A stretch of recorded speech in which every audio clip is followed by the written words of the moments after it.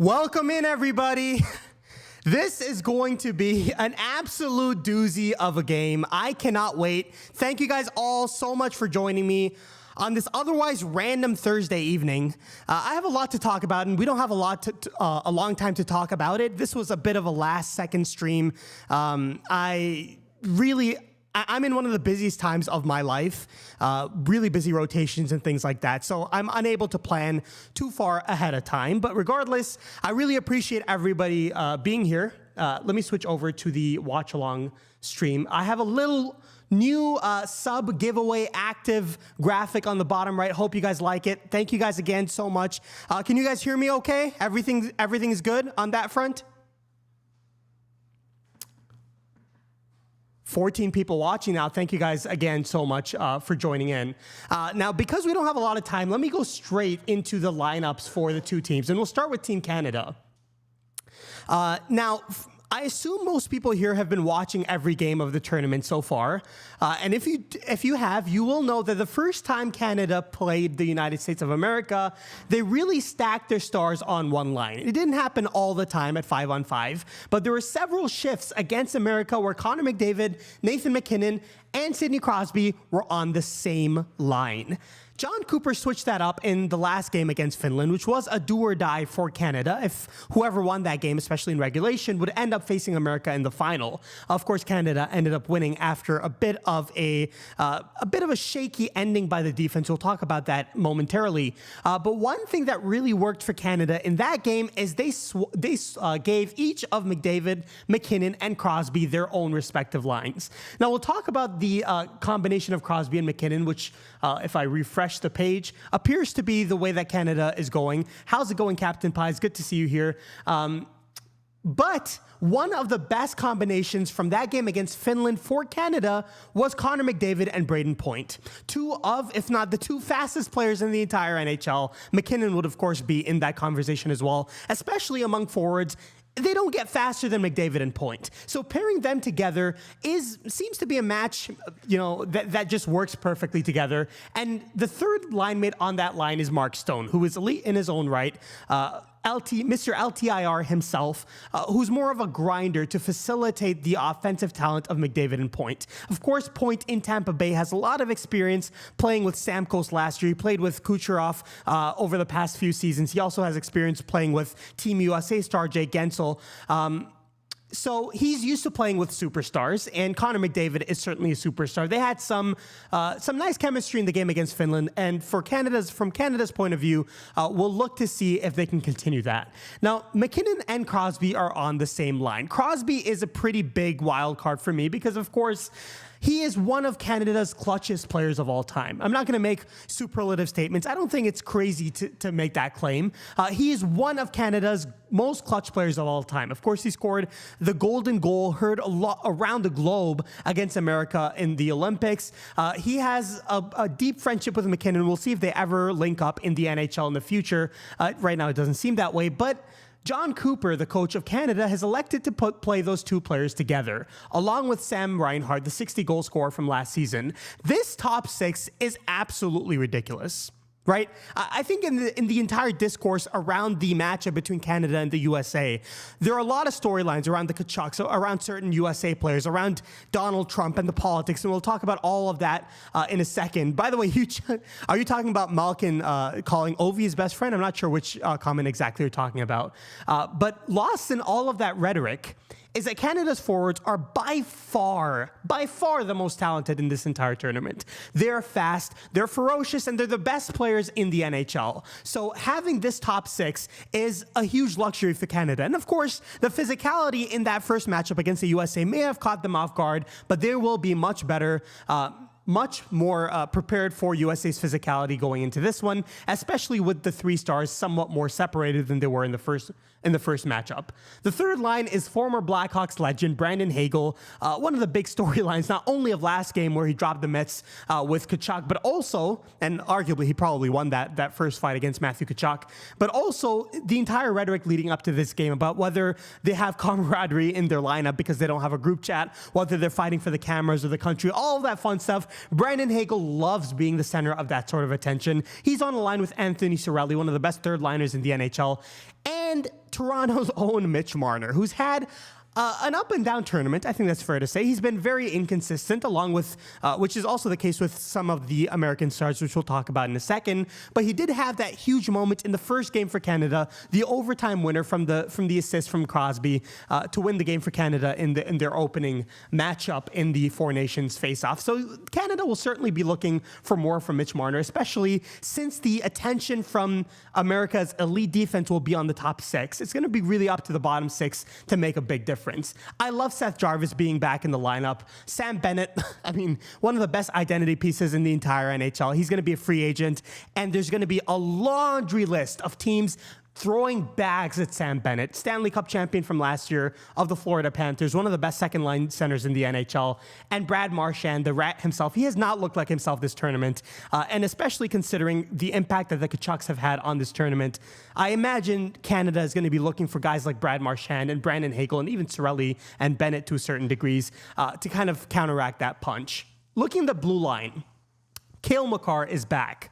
Canada is a different team without Cale Makar because unlike America, you don't have the luxury of one of the deepest blue lines in the NHL. Canada has the massive advantage in the forward core, but the defense is really Cale Makar, Devon Toews, the combination from Colorado, and then there's a pretty significant drop-off beneath them. Of course, a big part of that is that Alex Pietrangelo never showed up for this tournament for questionable reasons. Of course, he was injured, but he ended up playing for Vegas before the tournament. But all of that aside, Shea Theodore also got injured for Canada early in the tournament. But Cale Makar is the identity piece. In the first matchup against America, Cale Makar did not play. And America took full advantage of that fact because they were able to halt all momentum in the neutral zone. Because Canada were relying so heavily on guys like McDavid and McKinnon trying to build up steam in the neutral zone, having the physical, talented American blue line completely clogging up that neutral zone, preventing them from gaining any advantage in forward momentum in the neutral zone, really made it clear how much Canada were missing Cale Makar. But he's back. And if America is as aggressive in this game as they were in the first matchup, Cale Makar will make them look stupid. He's back with his typical line mate in Devon Toews from Colorado. You have Travis Sanheim and Colton Parayko on the second pairing, Drew Doughty and Thomas Harley on the third pairing. I'm not going to talk too much about these two lines, but one thing I will say about Canada's blue line, one of the few advantage points of Canada's blue line compared to America's blue line is that the right side of their blue line is all right-handed defensemen, and the left side is all left-handed defensemen. And that is, of course, the preferred side for defensemen to play. You want to have them playing on the side of their handedness. And Canada has that luxury. America, we'll talk about this in a second, because of Charlie McAvoy's injury, America does not have that luxury anymore. Going to the goaltending, and this is a big difference between America and Canada. I'm not going to scroll down to talk too much about it, but Jordan Binnington was a player of choice for Canada in this tournament. I'm a little bit shocked that we've never had a look at Adin Hill. Adin Hill is a bit of a hot and cold goaltender, so I guess I see why the Canadian coaching staff may have been a little bit worried about turning to Adin Hill, because if Adin Hill didn't work out, then going back to Jordan Binnington would be an issue. But I am a little bit shocked that Adin Hill never got a look. And the reason is Jordan Binnington has made spectacular saves at some points, but he's also struggled at other points in this tournament. You look at the game against Finland, the do-or-die game, Mikael Granlund scored 2 goals in a matter of seconds, almost letting Finland back into that game before Crosby clutched up as Captain Canada usually does and put an end to that. Even against America, you could point to the Larkin goal. You could certainly point to the Gensel goals as, ones that Binnington would really want back. And when comparing it to Hellebuck, who's let in 1 or 2 bad goals, but has overall been his elite self for the Americans, that may be the difference in this game. And that's a perfect segue to talking about the American forward lines. Austin Matthews was load managed in the last game, but he's good to go. He's been kind of in and out of Toronto's lineup all season with an injury. He's certainly not 100%, but especially since I expect Canada to have an answer to the Tkachuk line, you're really going to be looking for guys like Austin Matthews and Jack Hughes, both of whom only have 1 assist all tournament. They're going to need to be much better. And they're playing alongside Jake Gensel, who's been spectacular this tournament. The second line is the Tkachuk line. Brady started off on the fourth line, but now he's playing alongside Jack Eichel with his brother. This line is going to have the green light all night against Canada. That was the way they played in the first matchup, and that is the way they're going to try to play against Canada in this matchup.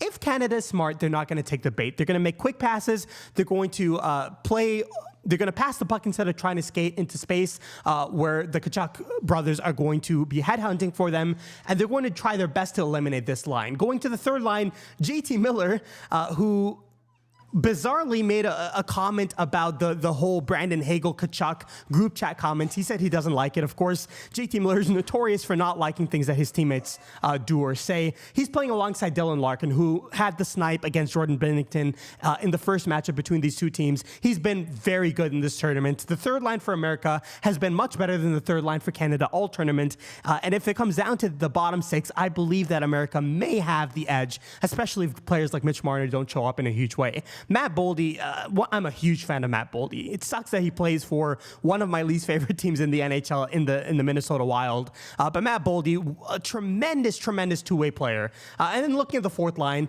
Chris Kreider is in the lineup. He's taking the place of Kyle Connor. I don't like it. I don't like Kreider being in for Connor. And I talked about this a little bit in the thread that I released really early this morning, because I think Canada will have an answer to the physicality. I think their style of play will change. And Kyle Connor is one of the best goal scorers on the American team. He's leading All-American skaters in goals and points this season. And he's out for Chris Kreider, a physical guy who used to be fast, who's having a bit of a slump season.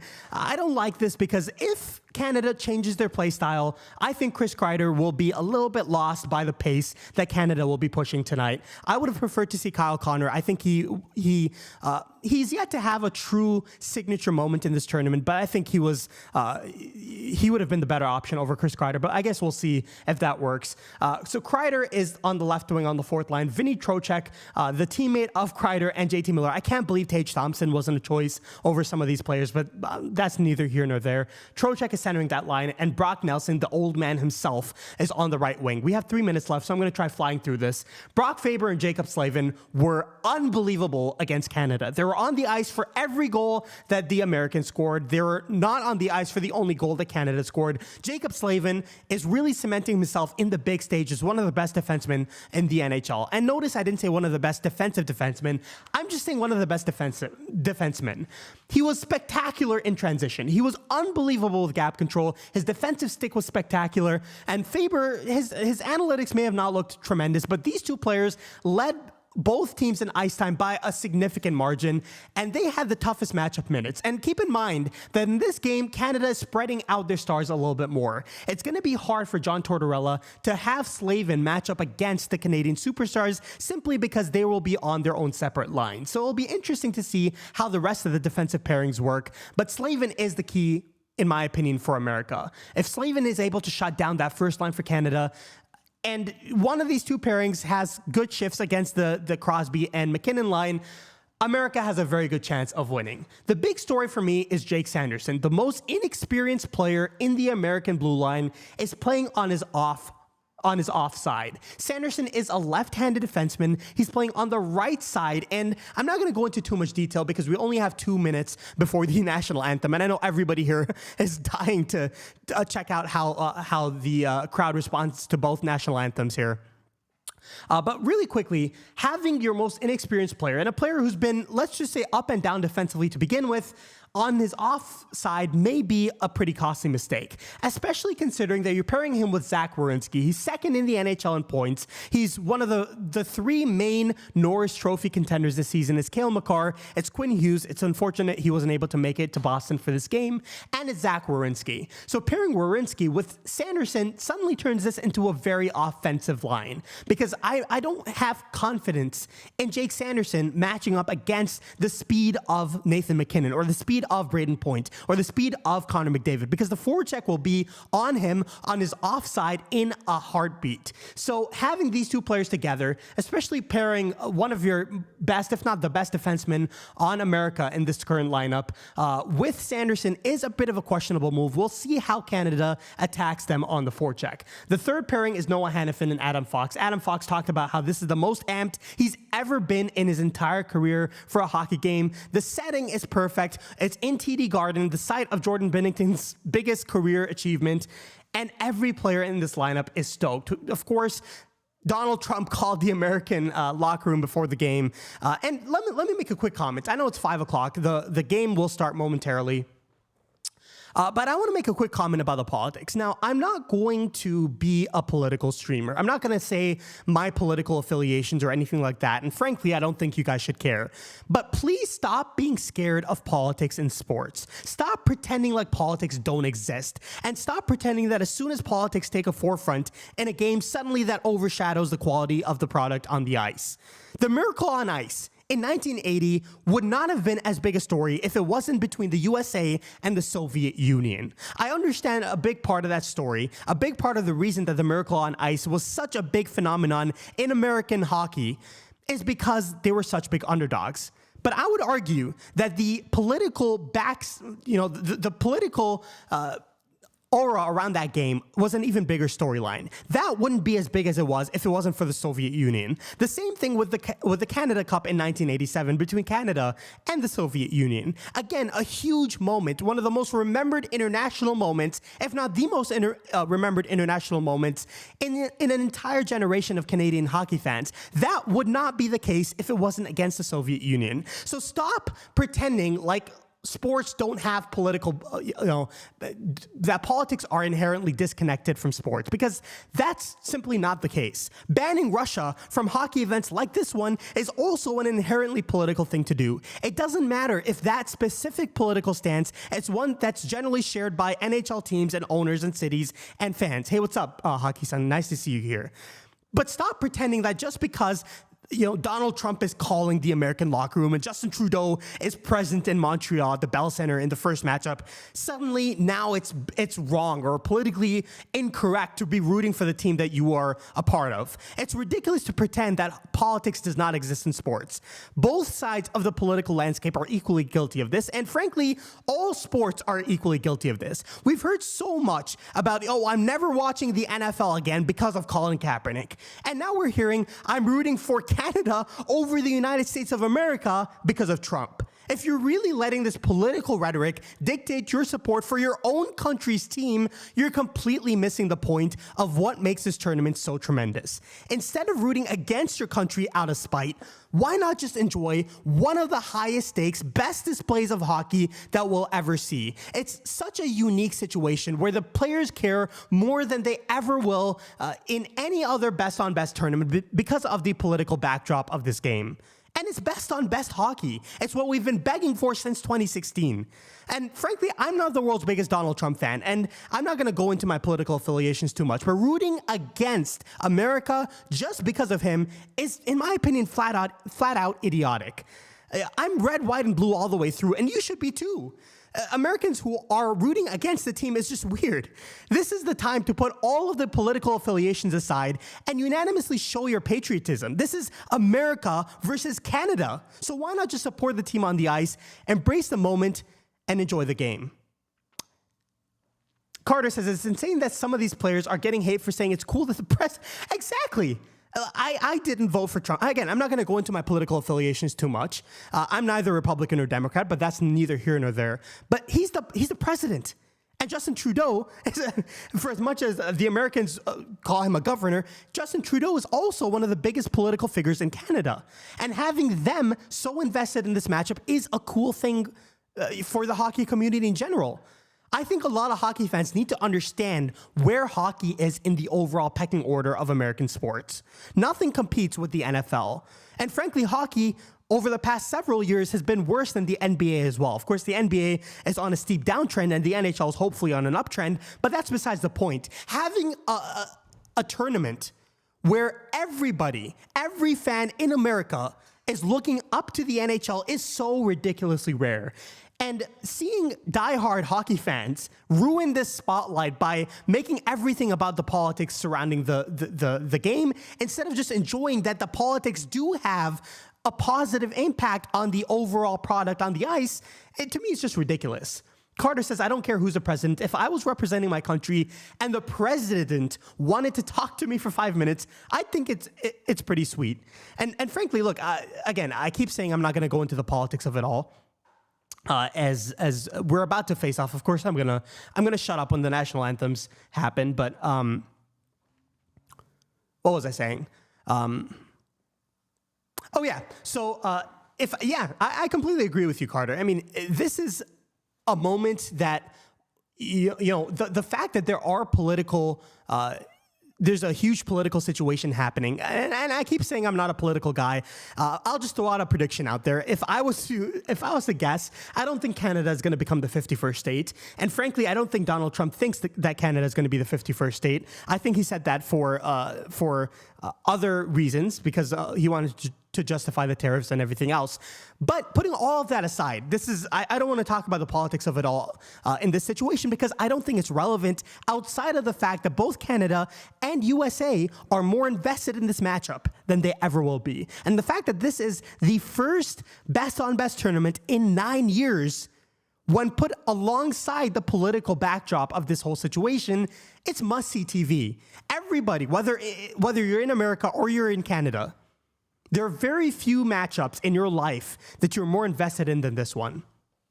Alaki-san says, I think the drama is great. People who take the politics to heart are doing so to affirm their previous held values and beliefs. And look, I have no issue with people having very strong political beliefs. I personally am not that invested in American politics, because I think both sides are pretty ridiculous, as this matchup is starting to show, as we see Cale Makar skating on the ice, and we see some of the physicality from last game. But yeah, overall, I think the drama around this event is part of the appeal of it. And the emotions are going to trickle down on the ice, just as they did in the first matchup, where we had 3 fights in 9 seconds. Whether you think that's organic or not, that's besides the point. You would never have this in a best-on-best tournament. And we've been waiting for any sort of best-on-best tournament for the past 9 years. And there are very few matchups in your life, whether you're an NFL fan, an NBA fan, or you don't care about hockey at all. It doesn't matter. You are invested in the sport. And this is a huge win for hockey. In the same vein, in the same moment that so many North American sports are struggling to put a watchable product on the ice in their respective All-Star breaks. You saw Nikola Jokic's comments saying, you know, the All-Star game is always going to be a joke. I think we should try to do something else. You saw the NFL, the standard bearer for American sports, the sport that every other sport in America cannot even dream of competing against. The NFL is struggling to put a product that's watchable on the ice. You see their stupid mascot glove catches competitions where Justin Jefferson's like, how big are my hands? You see the Pro Bowl became a flag football tournament. All of these ridiculous things happening, and the NHL finally got something right. So why don't we, as hockey fans, just enjoy this moment? Sean says, I'm from Canada, and I think the people who booed are ridiculous. I just want to see a great historical game. Frankly, it doesn't matter to me as much if people are booing. I think that's part of the experience. I think that we're going to get a great historical game, regardless of the few snowflakes that hate on both sides, whether far left or far right. We're going to get a historical game. And, just rooting for your country it's never been more fun to be an American fan. And if you're from Canada, it's never been more fun to be a Canadian fan. You see, Steve Dangle talked about this a little bit. He said, there's never been a game in my life that I was rooting more for my team than in this game for Canada. And frankly, I feel the same way with America. I've never been more invested in a hockey game since the Blackhawks were playing in Stanley Cup Finals. And this is just an unbelievable moment. I think one thing that we're missing out on acknowledging is how lucky we are to be watching this live. This is a momentous occasion, not only for the trajectory of the NHL, but for hockey in general. The growth of hockey around the globe from this moment is something that we get to watch live. That is amazing. Carter says Marchand is going to get boos in Boston tonight. That's freaking awesome. I absolutely agree. The crowd is going to be electric. I know the Bell Center crowd was historic. Everybody who was in the Bell Center for the first matchup said that was the loudest crowd they've seen in a hockey game in their lifetime. And I hope that Boston is able to carry the torch from Montreal because that environment was tremendous. Second City says, can't hang out tonight because I'm out at a bar for the game. Go USA, beat Canada, do it for Johnny and Matthew. Absolutely. Again, there's so many storylines around this game that are really being pushed aside because of how unbelievable this tournament is. But the fact that the United States locker room has Johnny Gaudreau's jersey and they hang it in the player of the game in the player of the game's locker is just a tremendous gesture. Still an unbelievable loss, one that the hockey community is reeling from. And the fact that he is, in the hearts of everybody playing for America is just an added layer to everything. But I mean, there's so many compelling storylines in this game. And frankly, in this tournament, you saw JT Miller facing off against Elias Pettersson. I don't know if you guys saw that clip that was making rounds on Twitter where he definitely put in some extra effort. Okay, I'm going to shut up. We're going to have the national anthem momentarily. So I'm going to shut up.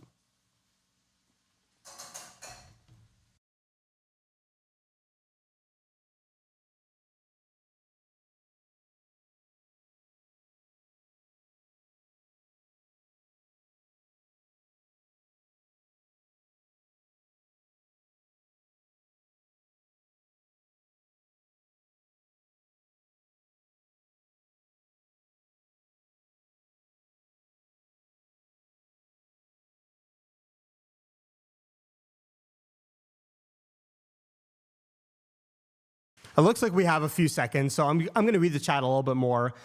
Second City says, also, I'm the Rickroll man. I hate you, dude. Going up, Captain Pie says, got any predictions for tonight? I am a completely delusional American fan, and I'll have to shut up abruptly when the national anthem starts, of course, but I just wanted to read chat beforehand so I'm not awkwardly in silence. But yeah, my prediction...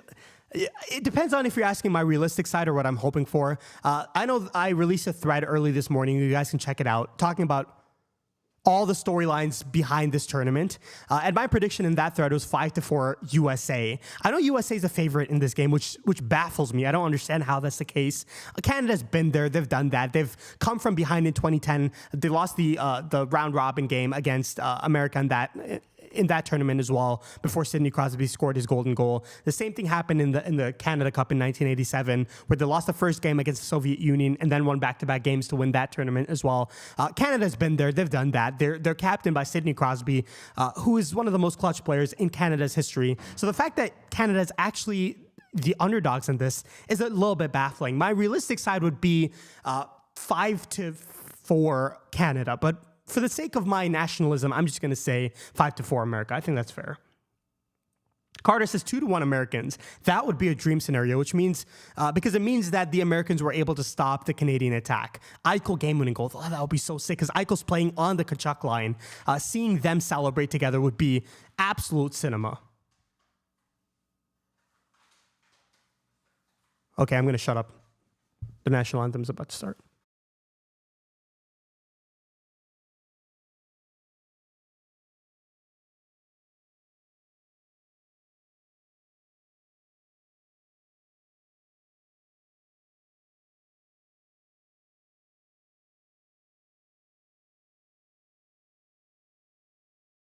They got Wayne Gretzky for this game, honorary captain. Oh, they're pulling all the stops in this one. Oh my goodness. I mean, he walked past the USA bench, but they couldn't even boo him. Are you gonna boo Wayne Gretzky? Are you kidding me? They got Mario Lemieux in the first matchup, and they got Wayne Gretzky in this one. This is tremendous.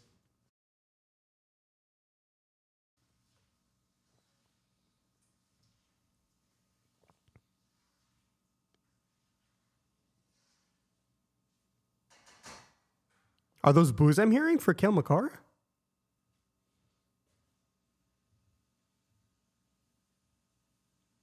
No, big boos by the American crowd.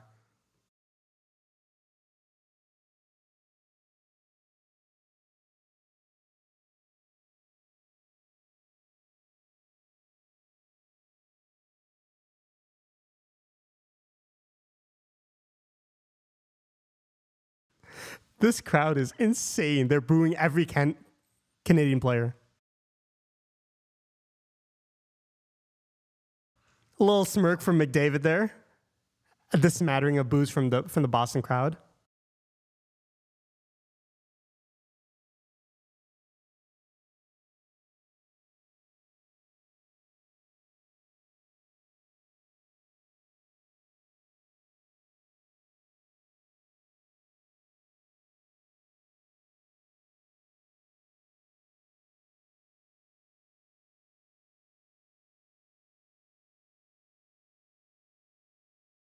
Wearing a Goudreau jersey too. What a beautiful gesture.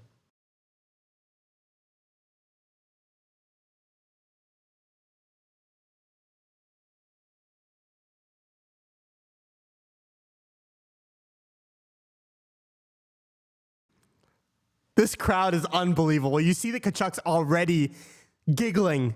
They're giggling at how good this crowd is. This is going to be such a good game. I can't believe people are trying to undermine it because of politics.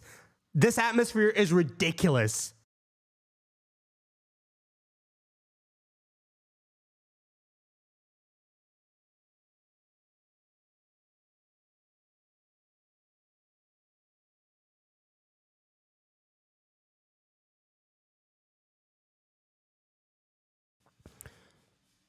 Yep, so Brock Faber is going to be matching, the Faber-Slavin combo is going to be matching up against the McDavid line, which means the McKinnon and Crosby line may get a different defensive pairing. That's going to be really interesting to watch as this game progresses.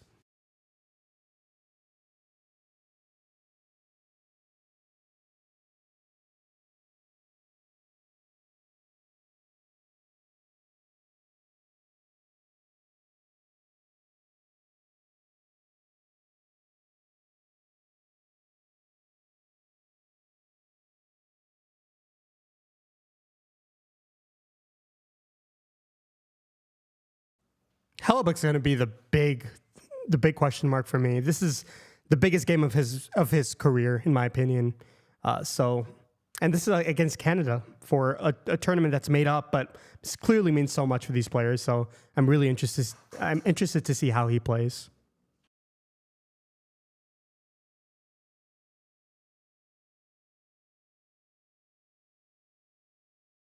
Matthews is also a big question mark for me because he's clearly not 100%. Neither is Crosby, to be fair, but US is going to need a big moment for Matthews, in my opinion.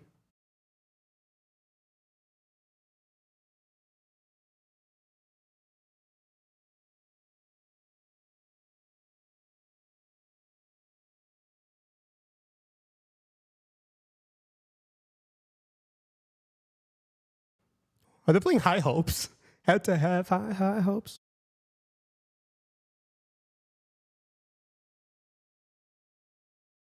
Oh my God, the national anthem is about to start. Okay, I'm going to shut up. Let's enjoy this.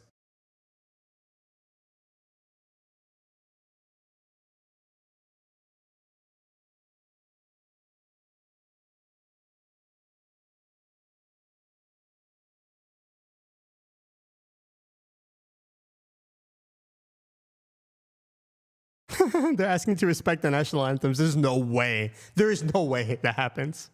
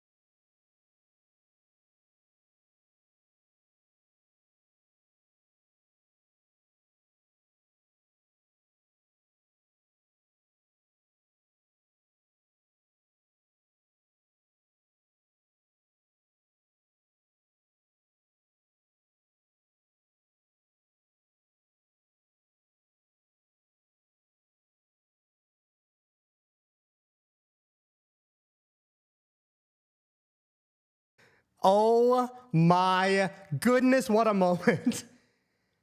Was it just me, or did she change the lyric from True Patriot Love in All of Us Command to only we command? Was it just me? Did I mishear her, or was that intentional? I definitely heard some smattering of boos in the beginning of the Canadian national anthem. And then the Canadian fans started singing along. This atmosphere is ridiculous. I cannot believe that people are trying to criticize this. This is amazing. This is the best crowd that you're going to see in a hockey game. Now for the American national anthem. I'll shut up.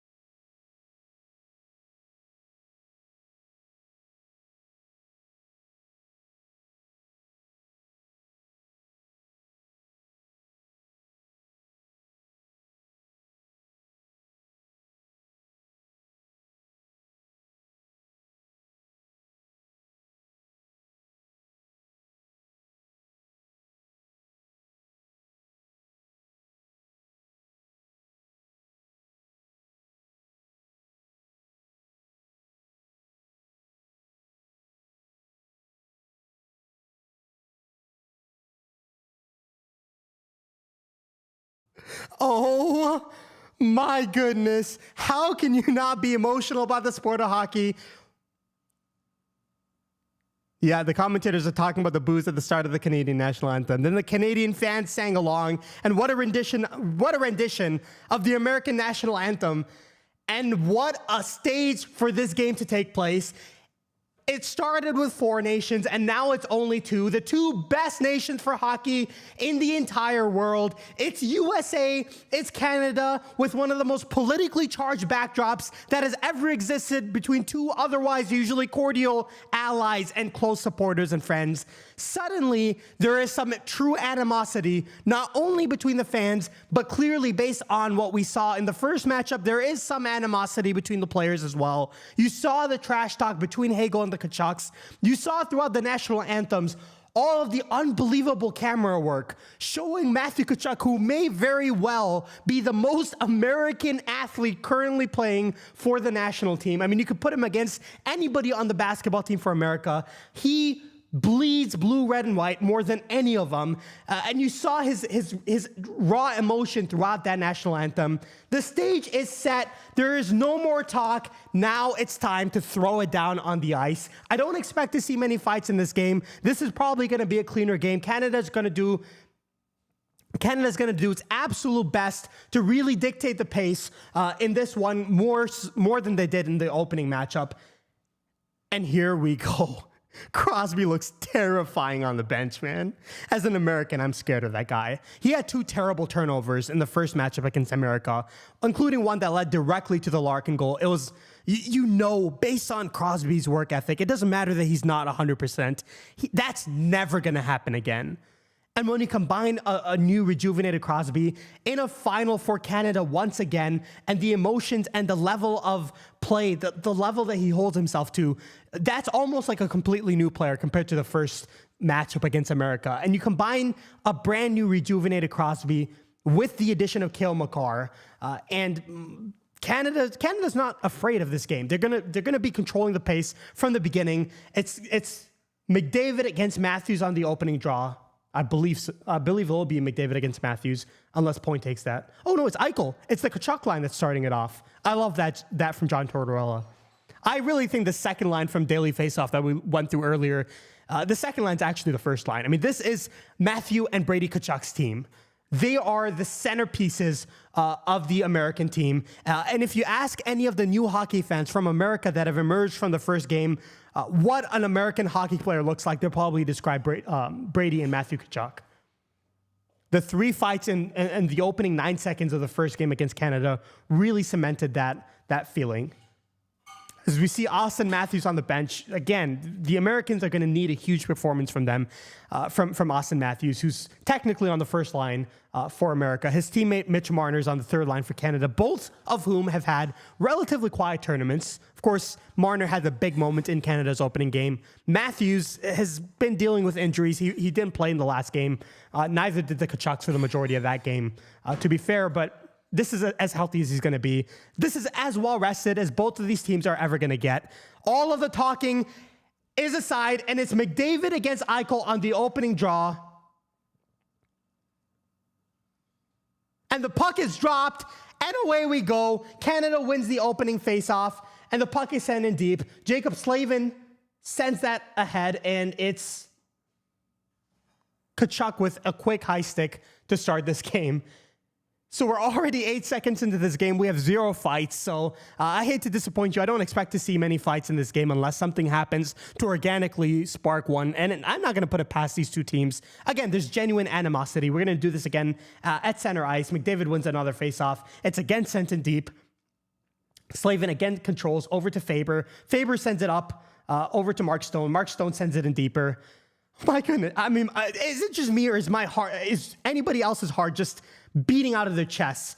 Brock Faber with a great takeaway, trying to get the puck out, battling, and now Eichel gets the puck out, skates it in, and sends it in deep on Binnington, who covers it up. Binnington's going to be a huge storyline for Canada, as we already see some pushing and shoving after the whistle. That's to be expected. That will be happening throughout the night.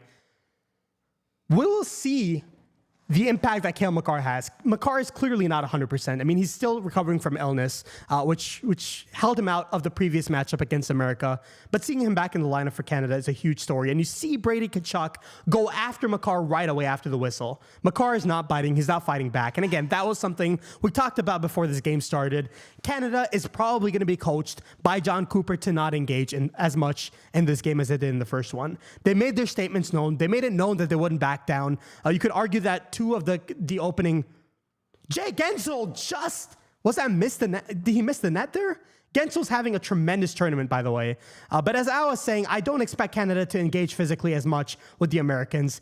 They really let the Tkachuk brothers take over the game and dictate the pace with their physicality. I don't expect them to do the same in this game. This is a final. The stakes are just higher.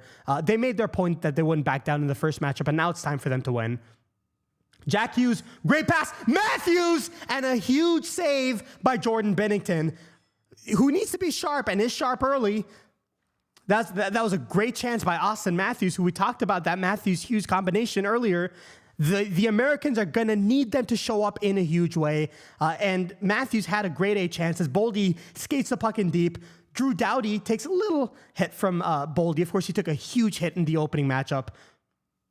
Sam Reinhart sends it in deep, and Jake Sanderson, a huge storyline for America, almost fumbles a puck, but skates it out. Nice composure by the youngsters. Zach Werenski passes it up, and the Americans send it in deep for Boldy to chase. JT Miller tries to center, but it's only Canadians on that side, and McKinnon sends it up to Sidney Crosby, passes just out of his reach, and Jake Sanderson recovers. A great little move behind his net to get away from pressure. That's going to be a huge storyline. Is Jake Sanderson going to be able to deal with the Canadian forecheck? You're up against Crosby, one of the smartest forecheckers in the NHL, and McKinnon, one of the fastest skaters in the entire world. As Brad Marchand fumbles a puck, the Americans are unable to get it out, but a great play there by, I'm not sure who that was. Was that Slavin or which American defender that was? As Brock Nelson sends it in a little bit deeper. Seth Jarvis is on the ice, so the fourth line against fourth line shift over here. A little bit of end-to-end hockey here. Not a whole lot of chances on net. Austin Matthews had that one big chance that Bennington shrugged aside. I don't believe that Hellebuyck has had to make a save in the opening 3 minutes of this game. Now a shot from the neutral zone comes in on Hellebuyck, just as I say that, and he makes an easy save. Adam Fox is on the ice right now, which is the second pairing, or technically the third pairing for the Americans, but I believe it's going to be the second pairing in this game. Colton Parayko behind his own net, looking up for a pass and gets it to his defensive teammate Sanheim. Over to Hagel. Pass misses. And Cirelli just gets a nice shot off, and Hellebuyck saves it. Sorry, I'm just trying to keep up with the puck here. The puck is zipping around right now. Here's Jake Gensel, arguably the most skilled, the best skilled forward. A huge shot, and it's saved as Zach Werenski came in, and Bennington again says no. And now here's Colton Parayko, has Mitch Marner. Parayko, a shot is blocked, and that goes harmlessly behind the American net. That was almost a nice chance, as Sanderson sends it in off a skate of a Canadian player, and that goes in deep. Carter says, as Panger says time and time again, holy jumping. Absolutely. There are a couple great saves by Jordan Bennington early as the Canadians ice the puck. So what's the pulse? We're 4 minutes into this game. Shots are dead even, 3-3 for Canada and the United States of America. I would argue that the Americans have had the better chances, as we saw Jake Gensel just miss that crossbar, and then Matthews forces a great save, and now here's Werenski on the replay as Bennington again shuts him down. Werenski's going to be an interesting one, because of course Jack Hughes was not able to come back to Boston, and you're missing Charlie McAvoy. And Werenski is a Norris Trophy candidate this season. It's going to be interesting to see whether he's able to step up with a big moment in this game for the United States of America. Let me quickly just make sure, let me refresh this page just to make sure everything's up to date. That's much better. Now here is Braden Point, the speedster from Tampa Bay. Takes a big hit from Brock Faber, and JT Miller sends it back to Faber, trying to settle down the play a little bit against the speedy forecheck of the first line for Canada. You have Braden Point and McDavid out there on the ice. Now Drew Doughty settles things down as Canada goes for a line change. The second line comes out now, and the puck is sent in deep. Zach Werenski, who we were just talking about. Reinhardt, a tremendous takeaway. Thomas Harley gets it over to Nathan MacKinnon. Sends it in, scores. What a play by Nathan MacKinnon. And that's the difference between Canada and the United States of America. The Americans with Tkachuk on the ice, the first minus for Tkachuk against Canada in this tournament. Canada has two elite lines with some of the best forwards in the entire NHL. America has their one big identity line, and MacKinnon just shows them up on this shift. A great move to the middle of the ice. He uses Jack Eichel and Jake Sanderson as screens on Hellebuyck, and Hellebuyck never saw this puck coming. I mean, Hellebuyck never even got down into the butterfly on that play. MacKinnon with a great snipe through all the traffic in the world. And that's what smart players can do. That's what MacKinnon can bring to the team. I mean, even when you're not putting Slavin against McDavid and Braden Point, two of the best players in the NHL, you have to deal with MacKinnon and Crosby. There's no break against this Canadian team, as Gensel's pass just misses Austin Matthews, and the Canadians are able to get it out. Travis Sanheim sends it in deep. Connor Hellebuyck plays the puck back over to Zach Werenski. That's a huge moment. Canada got the first goal in this game. I don't know why the stream is not updating properly. We'll have to figure that out as this game goes on.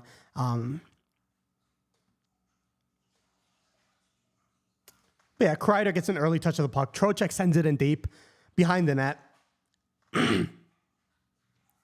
Again, Cale Makar hasn't really had a moment. Again, Tkachuk tried to rile tried to get under Makar's skin a little bit early on in this game. Makar didn't fight back, but I'm really waiting to see whether Makar has a huge effect. This is a huge goal for Canada, as you see the replay with MacKinnon interchanging with Harley's position. That's great awareness by Harley to take MacKinnon's position, to allow MacKinnon to wheel over to the middle of the ice. again, America's entire game plan is trying to prevent the speedy Canadian forwards from building momentum in the neutral zone, which is how they typically play. But if your defense is as active as you want them to be, and Harley was on that play, you can create scenarios where the speedy Canadian forwards are able to build up momentum even in the offensive zone. And if McKinnon is able to build up a full head of steam, there are very few teams in the NHL or in all of hockey that can keep up with him. So McKinnon gets the opening goal in this game as Hagel just missed that cross seam pass from Cirelli. Marner, a one-touch pass to keep it in. Cirelli shoots. That just misses the net. Cirelli behind the net. A great shift here from the Canadian third line. Noah Hannafin and Adam Fox both behind the American net trying to battle away, and Boldy finally gets it out. A cross-ice pass, and that is sent in deep for Thomas Harley. I'm still trying to figure out the numbers here. I apologize if my commentary is all over the place. As the Tkachuk line is on the ice for the Americans, Brady with a bit of a turnover over to the Canadians. And now here's Harley. His pass is taken away by Eichel. A great cross-ice pass to find Tkachuk, but oh, that's onside. I thought that was offside. Tkachuk sends it in deep. And the McDavid line is out against the Tkachuk line. That seems to be the matchup that both of these coaches really want to see. As Slavin is also, of course, matching up against the McDavid line. And now here's Jake Gensel up the right wing. Gensel shoots, tries to go 5-hole, which he beat Jordan Binnington on in their first matchup. But Binnington closes the door on Gensel, who's, again, been arguably the best American skilled forward in this entire tournament. You see the wheels turning in the American players' heads. You see them wondering where to test Binnington, how to play against this Canadian team. A bit of a back and forth start, which favors Canada more than the United States. You really want to see the American blue line hold up play in the neutral zone better with quick counterattacks, and you want to see some of these shots go in on Jordan Binnington. We'll see that as the game goes on, I have no doubt. The Hockey Sun says, if Bedsy was on Canada, how would that influence how you view this game? I'm not going to root against America just because of certain players on Canada. We had that same issue in the Olympics. I believe that was 2010, if I'm not mistaken, where there are a lot of Blackhawks players on Team Canada. You had Jonathan Toews, you had Duncan Keith and Brent Seabrook, you had Patrick Sharp. That did not impact how much I was rooting for America in that one. And of course, Crosby put an arrow in my heart, in my young 10-year-old heart back then. But yeah, I'm not going to root against America just because a couple Blackhawks players were or were not on Canada. I thought it was interesting. This is neither here nor there, but there are 22 people watching. I apologize if you're not a Blackhawks fan. I am a YouTuber who focuses mostly on the Blackhawks. This is a bit of a rare occasion for me to be talking about more of a national game, but I found it interesting from Finland's perspective that Teuvo Teravainen was healthy scratch towards the end, which left no Blackhawks in this entire tournament. I thought that Teuvo had a great game and had a pretty solid defensive performance in this tournament. So I was a bit surprised to see Finland take Teravainen out of the lineup. But of course, that ended up working out. Granlund had a tremendous game against Canada, almost forcing his way into the finals to face the Americans. But alas, it was not meant to be. I don't understand. My OBS is all over the place. NHL. Let's see. I don't know why this is not updating as it should.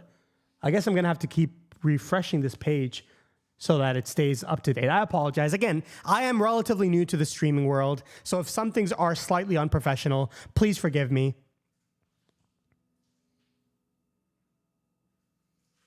That's a great report, by the way.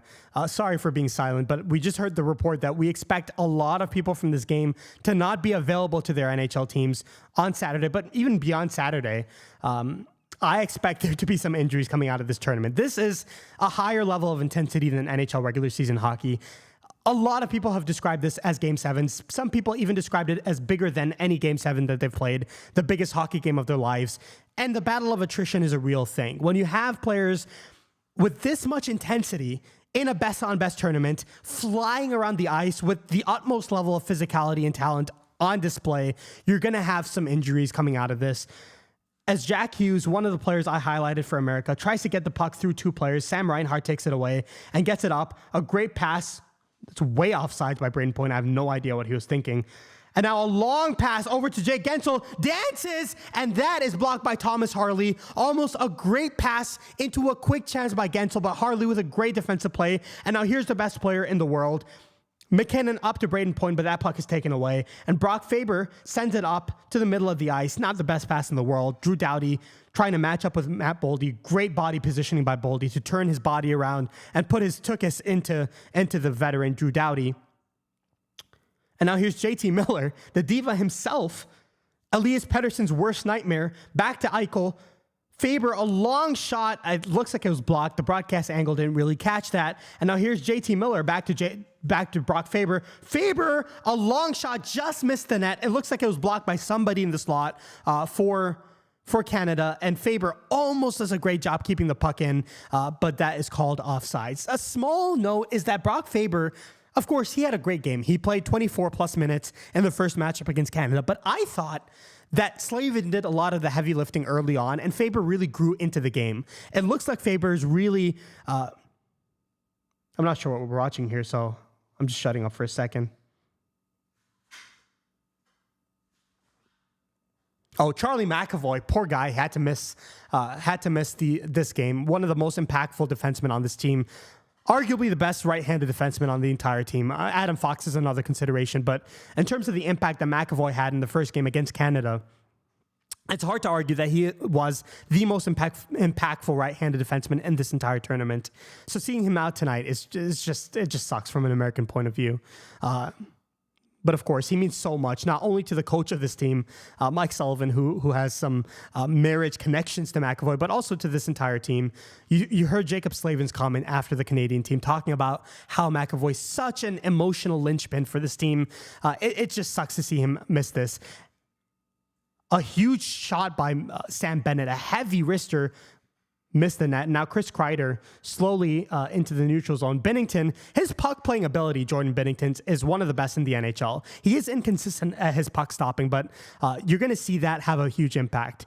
Hellebuck playing the puck now back to Werenski, but that's not the best pass, and Marchand takes it away. Sanderson behind the net.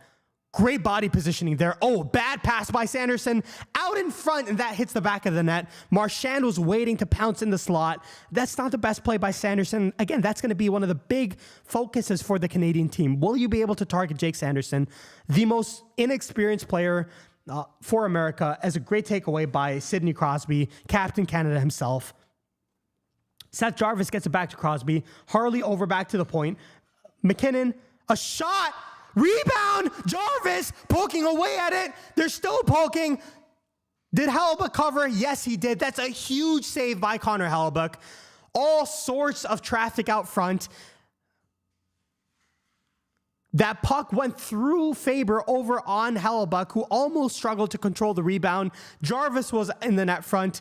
You saw even Drew Doughty in the net front, Nathan McKinnon in the net front, Sidney Crosby as a rover by the left post, almost poking it in, and Hellebuck said no to all of them. So how are we feeling, boys?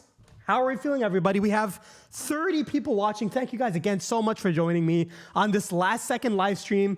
I'm not stupid. I know you guys have other options for people to watch along with, so I really appreciate you choosing to watch it along with me. It's a big moment in my life as a hockey fan. You can only imagine how the NHL is going to build on a tournament like this, on a huge, unbelievable win for the league. The Hockey Sun says, I'm feeling good like I should. You absolutely should. As a hockey content creator, I really wanted to, kind of jump on the bandwagon. I stayed up till like 2 a.m. last night, Pacific time, trying to cook up that thread that I released early in the morning. It's just a huge moment for hockey. It's a huge moment for hockey content creators. It's a huge moment for hockey fans. It's just a huge moment for hockey in America. Whether you like the premise of all the politics behind it or you don't, this is the most eyeballs that have been on hockey in America in a very long time. People in Canada like to talk about moments like TJ Sochi and his tremendous shootout against Russia. I promise you, the majority of casual sports fans in America know much more about Matthew Tkachuk than they do TJ Oshie. So it's going to be really interesting to see how the league builds on this. Carter says Nick Lardis has a hat trick for 60 goals. Is that true? I feel bad that they have to play at the same time as US Canada because nobody really cares. Yep, Nick Lardis has scored 60 goals this season. Let me actually check this right now. I know this is completely off topic, and I apologize if you're not a Blackhawks fan and you're not as deeply invested in the Nick Lardis story as a lot of people in this chat are. But I just want to quickly check and confirm. Yeah, Nick Lardis is on pace to score 71 goals. We're not going to talk about how he only has 49 assists because that disparity is not the best, but 71 goals is just ridiculous. We'll see if he's able to carry on this torrid pace towards the end of the season. But 60 goals, a big question was whether he would ever hit 50 goals. For those of you who are aware of elite prospects, their 2023 draft guide basically predicted that in 2024, Nick Lardis would be a 50-goal scorer. Of course, injuries had put a damper on that expectation, but to see him score 60 goals this season is just tremendous. As we see another replay of that McKinnon goal, signature McKinnon goal, you see the emotion too after that moment. Unfortunate minus for Sanderson. It's hard to blame him, but I heard the commentator saying something about Sanderson. I'm not sure what it was. Oh, excuse me. Oh, I forgot I have my Celsius.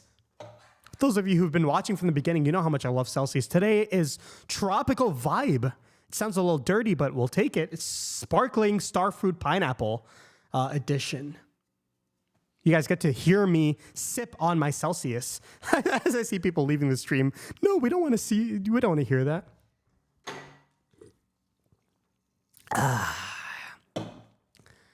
That's some ASMR right there. That's TRG ASMR. I know that's why you guys come to tune in. As we see that frantic blue in the blue paint sequence moments ago, it looks like the Celsius scrambled my brain because I can't think of the words to say. A huge moment from Connor Hellebuyck. That's, you can't afford to go down 2-0. I'm going to make it a prediction here, all right? You guys seem to want predictions. One of the first comments in the chat when I first started the stream was, what's your prediction? So how's this for a prediction, all right? Let me refresh the page so you guys can be as up to date as possible. I predict that the next team to score a goal will win this game. How's that for a prediction? How is that for a prediction, boys? The next team to score a goal, I think, will win this game. This is a momentum game. The crowd is going to go insane one way or the other with the next goal. Of course, it's a predominantly American crowd, but you see a lot of red in the crowd as well. And they're going to be making the American team hear it if Canada goes up 2-0. And I'm frankly not sure that USA has the star power to withstand Canada if this is a high-scoring game. There hasn't been a ton of physicality, especially compared to the previous game. There's been a lot of Canadian ice time, a lot of Canadians, possessing the puck. And keep in mind that the expected win-o-meter from last game heavily featured Canada as well. It was the physicality and the defense of America that really held Canada off the board.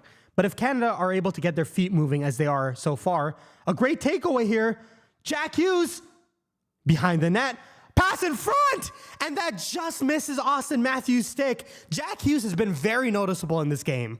And if he's able to convert some of these great passes into grade A chances for America, as he did in the opening moments of the game, Austin Matthews had a tremendous chance off a Jack Hughes play on Jordan Binnington. If he's able to pull that off, who knows? Maybe USA will be able to keep up with the Canadian skill after all. Zach Werenski, a great skating display.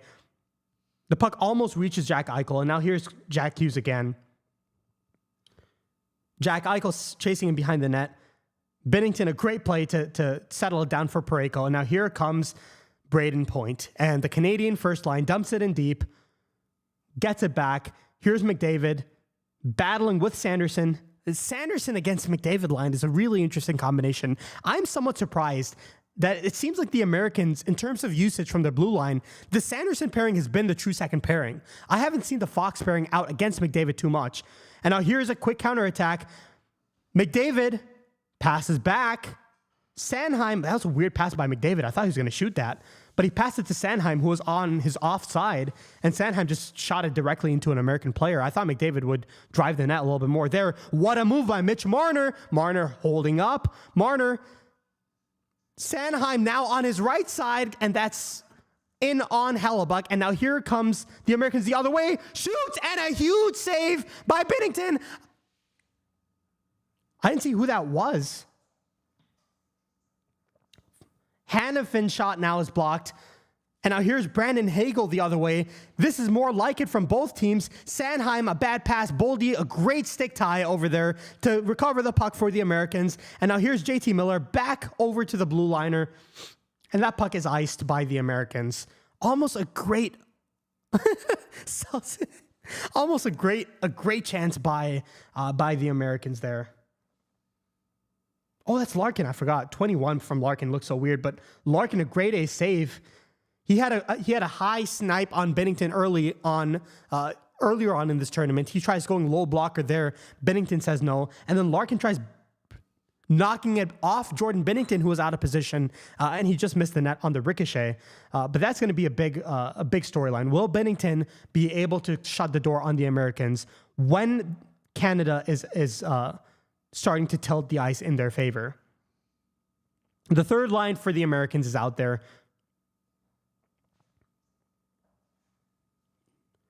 Now, the fourth line is switching on. Vincent Trocheck on the forecheck.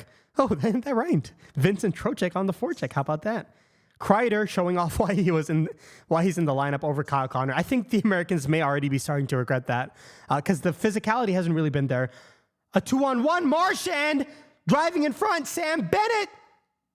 Again, a scramble in the American crease, and Hellebuck is able to shut the door just long enough. It's the second time in the opening 15 minutes of the game that the Canadians were able to get a grade A chance on Connor Hellebuck and then crash the net, and the Americans were barely able to stave off that attack.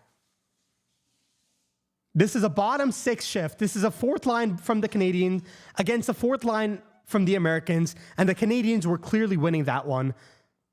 Sam Bennett almost shoveled it over the pad of Hellebuck, but he stood strong there in the dirty bird, as Johnny Superman would call it. Let me take another sip of my Celsius, see if it scrambles my brain even more. This is for science, by the way, Hockey Sun. Celsius recommended by 1 out of 10 doctors. Well, we'll see if I recommend this. Let me take another sip. Matthews wins a big face-off, a big defensive zone face-off. A bad turnover, uncharacteristic turnover from Zach Werenski. And now here is McKinnon, a great defensive play by Sanderson. That is more like it from Jake Sanderson. One-on-one against McKinnon, one of the most terrifying one-on-one players in the entire NHL, and Sanderson was with him the entire way. He's showing off why he was the injury replacement for the Americans.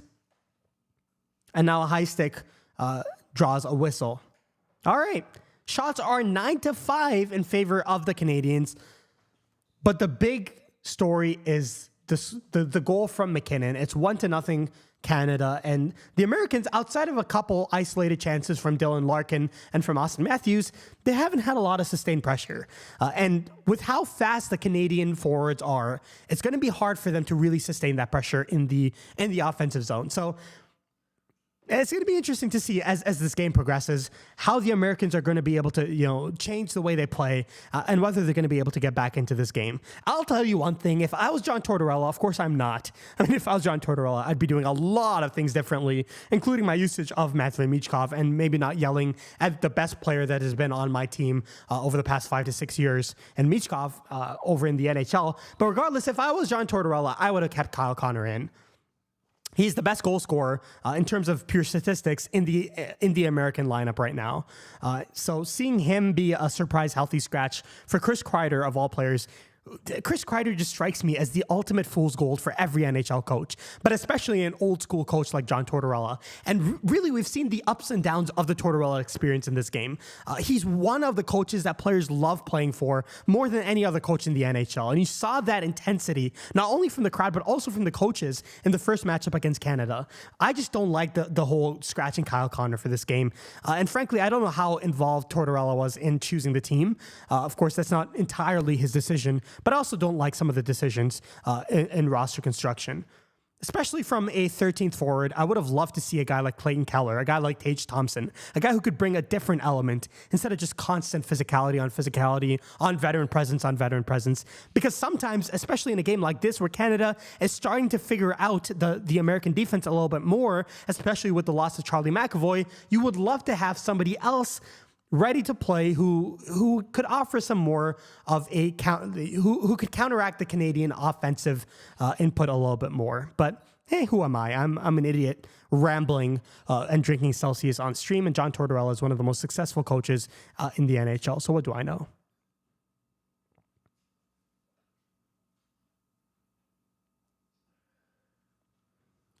I'm quiet because I'm listening to John Cooper's comments.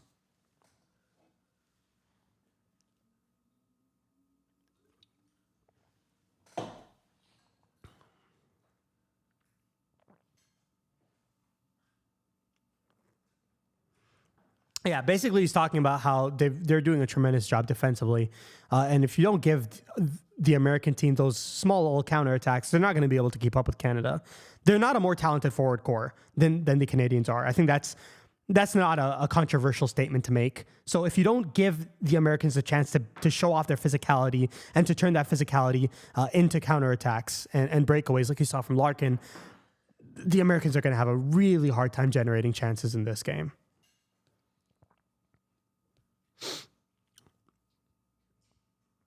I still can't believe that, of course, this tournament was a slam dunk. I can't believe the roster construction rules. I can't believe that we have to see Jake Sanderson, who, by the way, he's had some good moments in this game. I'm not gonna be the Sanderson hating general here, as Binnington makes another save.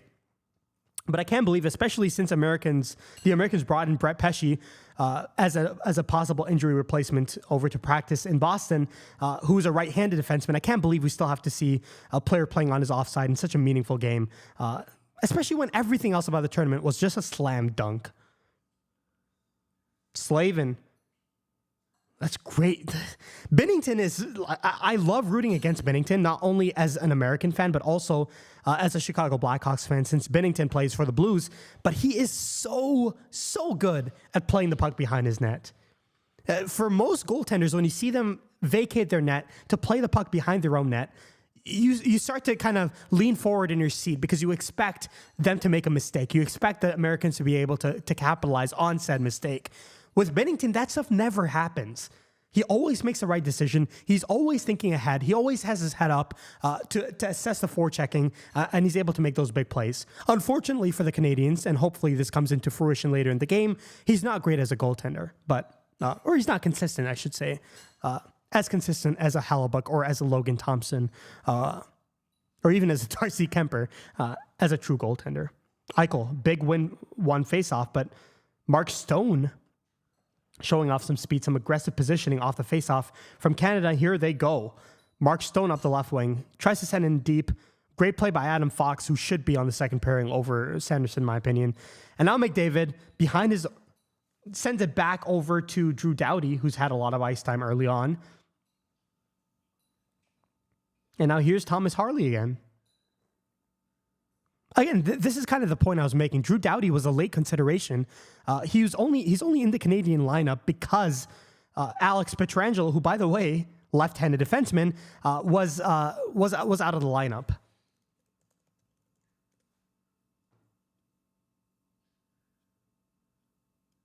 I'm sorry, Pietrangelo is a right-handed defenseman. I'm so sorry. But the Canadians had the luxury of replacing him with another right-handed defenseman in Drew Doughty. The Hockey Sun says Sanderson and Tkachuk are so bad they should be immediately sent to Chicago. Which Tkachuk are you talking about? Are you talking about Brady? You're talking about Matthew. I want to see how delusional you really are. I love delusional. I love being delusional, so I don't blame you. Werenski just missed keeping the puck in the zone and now has to go all the way back behind his own net to recover it. The Hagel line is on for Canada. Werenski, a horrible pass. That's icing. I'm taking another sip of Celsius. I need to stay on top of my caffeination today. I have an early day tomorrow as well. I was actually planning a pretty fancy gaming stuff, but I'm not going to be able to do it today just because I have work tomorrow. I wasn't planning to stream today. Again, this was all really a last-minute experience. I'm gonna have to take a break in the first period, really quick break, just to go use the bathroom. Because again, this was a last-minute stream. I wasn't really able to prepare in any way, but we'll play some higher lower in the second intermission as we get another shot on target. A rebound out of midair. Nathan McKinnon almost knocks it in. Now here's Colton Parayko, a horrible pass that's easily taken away by JT Miller. JT Miller slowly into the zone. Matthew Boldy cutting to the middle. Boldy tries to find Dylan Larkin in the right circle, in the right face-off circle, but that just goes off a Canadian skate. That was almost a grade A chance again. The Americans are under a lot of pressure. Every time they get into the offensive zone, they need to translate that into shots on net. And we almost get one, but that shot from the point is blocked again. And now here's Brad Marchand. The Rat himself sends it in deep and Faber back to recover it. Plays it through Seth Jarvis. What?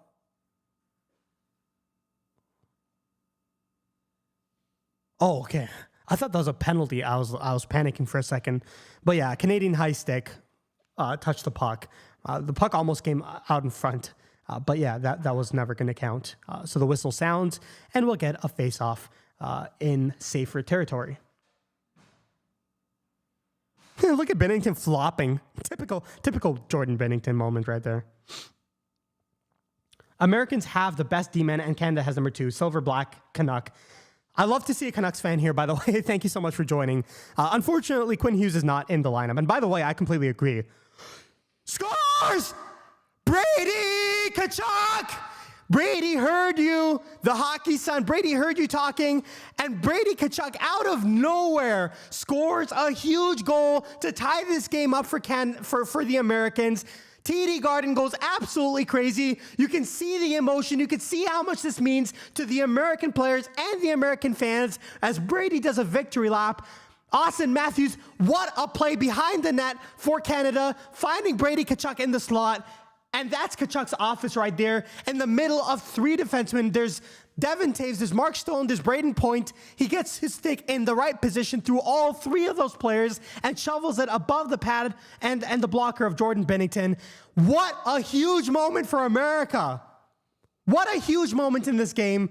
Out of nowhere, and a great play, by the way. I would be remiss to not mention the great play by Austin Matthews to set up Brady Tkachuk in the slot, and Tkachuk shows off his value. He shows off why he will be, if he's ever available, one of the most sought-after players on the trade market if Ottawa ever makes him available. I don't think the Blackhawks are ever going to be able to afford him, but what a huge moment from the biggest identity piece on the American lineup. I talked about this pregame. If you were to ask a random NFL fan who never cared about hockey before this moment, why they care about hockey, they would point to the Tkachuks. They would point to the 3 fights in 9 seconds. They would point to the patriotism dripping from them every time they're on the ice. They would point to the intensity that they bring every single shift.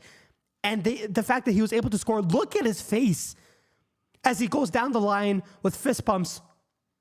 Look at the passion on his face. You cannot make that up.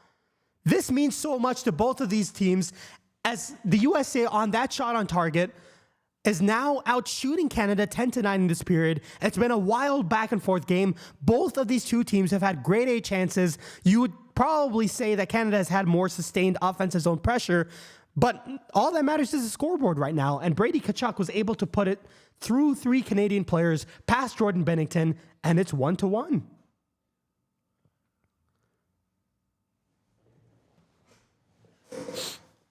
And by the way, I just want to note this. Of course, you're talking about Quinn Hughes being the best defenseman in the world, Silver and Black Canuck, and Cale Makar being number 2. I just want to point out that at least as of this season, number 3 is Zach Werenski. So it sucks that Quinn Hughes, who is probably the number 1 defenseman this season and last season, he won the Norris deservedly last season. He will probably win the Norris again, assuming his injury doesn't completely derail the rest of his season. He will probably win the Norris again.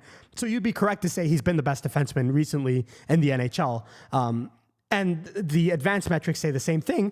But even though Quinn Hughes is out of the lineup, Zach Werenski, the third best defenseman, is still in the lineup. So it sucks that McAvoy and Quinn Hughes are out. And the entire complexion of the American blue line changes because of that.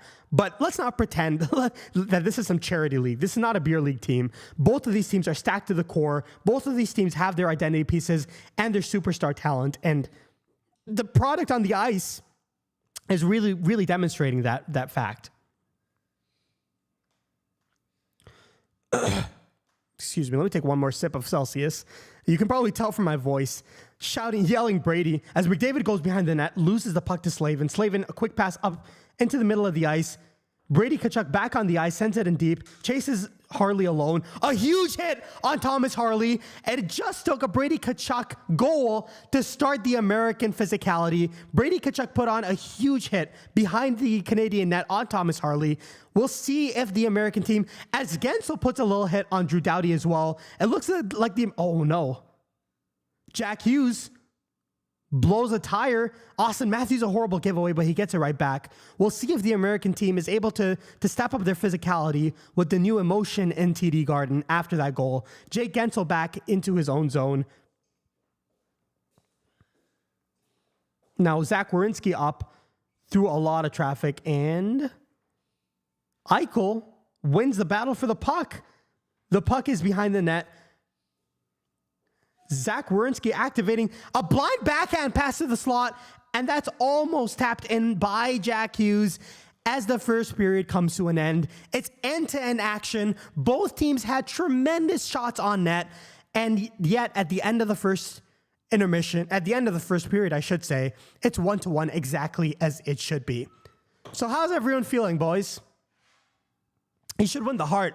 I'm not going to argue with that. I mean, look, the Hart is probably going to go to a forward because at this point, the Hart is a forward stream. I've said this in previous live streams. If the Hart Trophy was truly the most valuable player, that trophy would go to Quinn Hughes. Again, I'm not just saying that because you're a Canucks fan. I've said this in previous live streams when I was only talking to Blackhawks fans. Quinn Hughes is the most valuable player to his team in the NHL.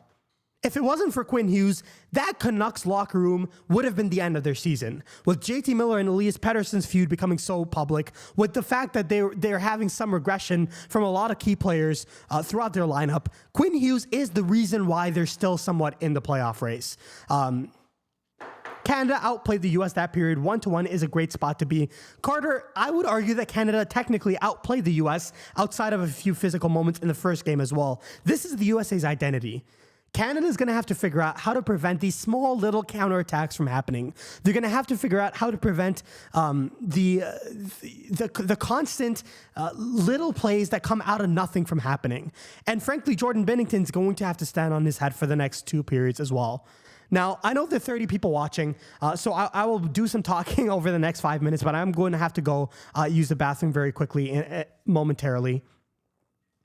I'm looking at the Discord as well. If you guys want an invite to the Discord, let me know and I'll post an invite link in this comments. We're talking about how Austin Matthews is horrible. It's hilarious. In the Discord, people were talking about how Austin Matthews is horrible and how Brady Tkachuk does not look healthy, and they both combine on the goal. That's excellent. Canucks are hot garbage without Quinn. Canucks are they're just a team in disarray without Hughes. You can look at the bottom feeders in the NHL, and I'll proudly say the Blackhawks are one of those bottom feeders. I'm not shying away from that, but they would be one of the teams in the greatest amount of disarray this season if it wasn't for Quinn Hughes, who not only wears a captaincy, and people talk so much about how he's a quiet captain while JT Miller was more of a loud captain, and that may have affected Elias Pettersson negative. All of those storylines are moot if it's not for Quinn Hughes' play on the ice. And my opinion is more of a new world opinion, and that is, if you're wearing the captaincy, you have to impact the game in your own way. You don't need to be the best player on the ice, but being the best player on the ice as a captain certainly puts things into perspective for the rest of your team. And that's what Quinn Hughes does. He's not a rah-rah captain. He's simply the best defenseman in the entire NHL. And that's about all that needs to be said about Quinn Hughes. Silver and Black Canucks says the USA is playing the kind of hockey Canada. Oh, that is a really interesting comparison. I mean, that's USA's entire identity, right? I mean, Canada's almost suffering from too much talent on their forward core. You see guys like Paul Bissonnette talking about what he would do to Bonnie Blue for the privilege of bringing Tom Wilson into this lineup. The reality is, on the laundry list of Canadian forwards that could be selected for this, whether you look at veterans or you look at youngsters like Celebrini and Bedard, for example, Tom Wilson's not that high on the list in terms of pure talent. In terms of snubs from this Canadian team. This is an identity that the USA is more than willing to play. They love being the underdog. They're embracing all the undertones around this game from behind the scenes. There's a reason why the Kachucks are so wired up for this game, because that's who they are. They're one of very few superstars in the NHL who thrive on that. And unless Canada brings in a guy like Tom Wilson, even for the Olympics, it's going to be the same story over and over. I would imagine they should probably bring in Logan Thompson or Mackenzie Black or anybody other than Jordan Binnington, and that may be the difference between winning a tournament and losing it. But even regardless, this is America's identity, and they're playing it to a T. I would argue that they were outplayed in basically every single period in terms of pure skill that they've played against Canada. All 4 periods in this tournament, you could argue that Canada outplayed them. You saw McDavid with a spectacular highlight reel goal in the first game against the Americans. That didn't faze them one bit. You saw McKinnon with a highlight reel goal in this game against the Americans to put Canada up to a 1-0 lead again. And again, the USA is not going to be frazzled by that because their identity is not the same as the Canadian identity. And I believe that it's going to be a huge point in this game for the USA team as a whole to start to impose their will a little bit more over these next 2 periods. I apologize, boys. I'm going to switch to the Be Right Back screen. And I am going to, you know what? Let me show off my YouTube For You page, all right? Johnny Superman. 767 people watching Johnny Superman. My goodness.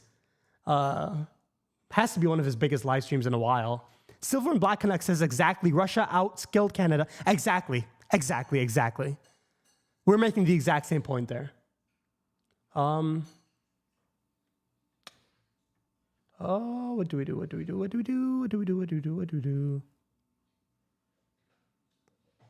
You know what I'm going to do?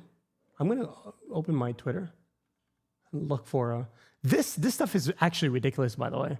How much hockey is being talked about in the White House in like Brady being on the ice. I know he was on the ice before, but I'm just saying with Tom Brady being on the ice, it's just insane to see the NHL get this much attention.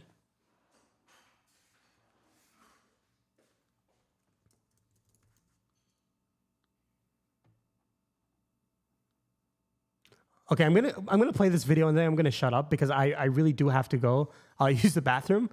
So 7 minutes. I'll be back within 7 minutes. All right. I apologize for the lack of professionalism here. I don't really have a plan. This was a last-second live stream again. As I mentioned, I will be right back as soon as I am done pottying. All right. I'll see you guys in a second. PK, how we doing? How we feeling? We're doing well. As you can see, Team USA is getting ready. They're just practicing behind me. I saw the guys earlier today. The buzz already in the building. There's nobody here other than media, but you can still feel the tension in the air. Tonight's going to be unbelievable. You know, PK, I'm pretty much an amateur boxer, so let me ask you this. What's the likelihood we see, them drop the gloves tonight? Oh, my. I mean, first of all, which fan doesn't want to see players drop the gloves tonight? After what happened last Saturday, I think it's pretty safe to say that everybody wants to see it. But what everybody also wants to see is the physicality. These players left everything on the ice. There was no stone unturned. There was no inch given. There was no cutting deals. There was nothing like that. The players went on the ice and they played for their countries. They left it all out there. And I expect nothing short of that tonight. I actually expect more. So I would not be surprised. Don't be fake surprised if they start throwing bombs in the first minute. Don't be fake surprised. Be ready. Well, let me ask you the question, because Doggy was on the show yesterday. It's good to see you, PK. Doggy was on the show yesterday complaining about the lack of authenticity, that it was choreographed, that it was planned, etc., as opposed to fisticuffs taking place. simply because of the animosity that exists between the two teams or the two nations, etc. It was choreographed. What are your thoughts about that? Is that true? Well, Brandon Hagel put a stop to that by saying that he did it for the flag and he did it for the jersey. Look at the history of hockey. I mean, people can have as many opinions as they want and be negative as if they choose to be. I don't see anything negative about it. If the players want to go out and fight, I mean, tell that to Matthew Tkachuk's face. Tell that to Brandon Hagel's face. There's nothing fake about those fights. I mean, you're trading punches. It's for a reason. These players do everything for a purpose. And it's not just about those players. It's not about them individually, rivalries, or them arranging a fight. It's not about that. It's about them wanting to go out and do more than just play for their team, do the most for their country. And on this stage, in international hockey, when you go overseas, you can't fight. That's the difference between Four Nations and any other event that we've ever seen in hockey, is that this is playoff hockey. This is the way hockey should be played. And you can do everything that you need to do to win here, and we allow that to happen. And the players have given us the best show so far. Canada leads the all-time series against the U.S. 14-5 and with one tie. But it had been 9 years since the two countries, squared off until this past Saturday. What should we expect tonight? I'm talking about on the ice. I'm not talking about the fights, but I'm talking about the matchup. Well, I'm going to tell you the significance of this game. Team USA wins the World Juniors this year, right? Hockey Canada it's been a roller coaster ride for Hockey Canada over the past 10, 15 years, both on the ice and off the ice. There's a lot riding on this game for both programs, right? When you consider Sidney Crosby, where he's at in his career at 37 years old, the way he's still playing, Connor McDavid, the way he's playing, what he's done for the game so far, his skill level on the Stanley Cup stage last year, Brady and Matthew Tkachuk. What we're seeing right now in hockey is a sport that is the epitome of team sports. It's so rich in the fabric, right? Team aspect, team first. Well, now what we're seeing is everything come to the forefront now.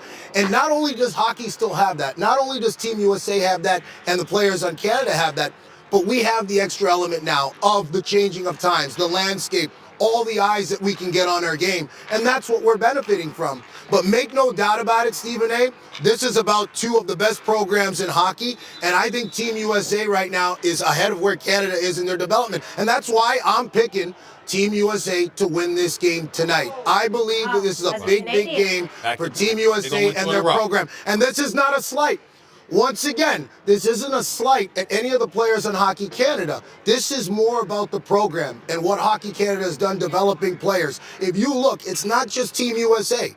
You look at Germany, Denmark, all these other teams. This Four Nations isn't going to stay at 4. We got a ton of other countries that can compete at this level. You saw Finland. So with all that roller coaster ride that Hockey Canada's had, all these other countries have closed the gap.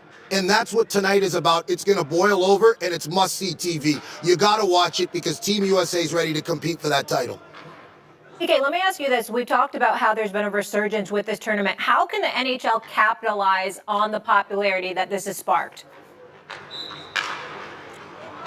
Well, it's not just about the shows, it's the pretty faces like you and Stephen A. and everybody here, but we need these platforms. We need First Take. We need Get Up. We need the world to know about our product because our players do give everything, right? They don't fake it. These guys are playing for real. They're leaving everything on the ice. So we need as many eyes as we can get on this game. And, doing these shows helps, but ultimately, the best thing that you can do is the product on the ice. And I really believe we have the best product on the ice. And that's ultimately what's wrong with the what audio? you're trying to sell. And I don't have to sell it. I will try my best to fix it right now.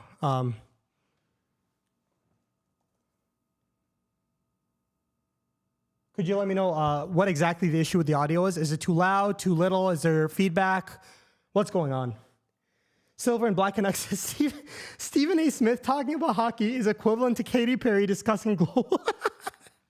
I don't know if you guys remember, there's a clip that came out when ESPN first got the rights to the NHL, where Stephen A. Smith, you know what, let me actually see if I can find that. That was one of my funniest moments, my favorite moments from Stephen A. Let me find this. Stephen A. Smith talks about hockey. I don't know if I can find this, but wait, why? Since when is PK Subban a first take regular? Oh, he went to Game 7 last year. Oh, is it too slow? Maybe that's just how fast they're talking, or is it latency? Let me check my OBS. No, it's not latency. It shouldn't be too bad on that end.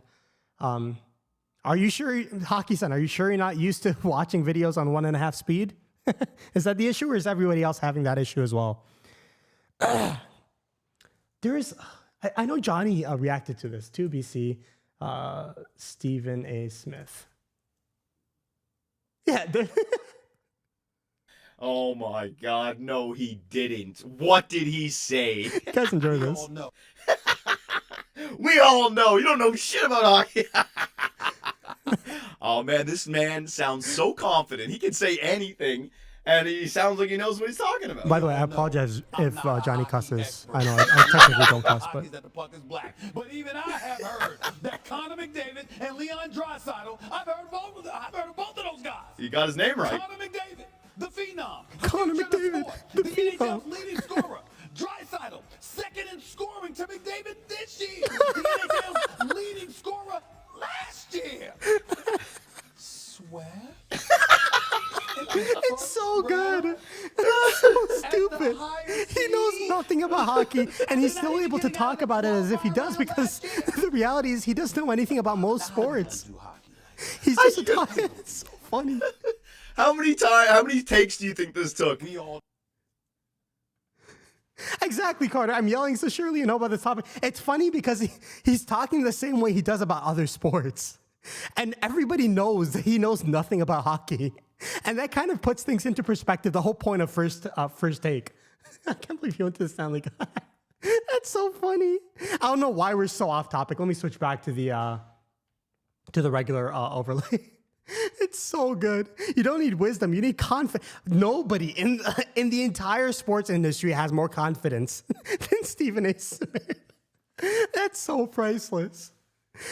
By the way, the entire premise of that clip that we just watched from Stephen A. from like 3 years ago, whatever it was, is ridiculous, because in hockey, you have 4 lines that are interchanging in the middle of play. You can't just have 2 players. The Blackhawks certainly know this. I mean, you can't just throw Connor Bedard out on the ice and surround him with a bunch of scrubs and expect him to carry the team to the playoffs. It's not your fault. It's not like the Lakers with Luka and LeBron. If they miss the playoffs, which, by the way, Luka doesn't look too good so far, but regardless, if they miss the playoffs, that's more of an issue.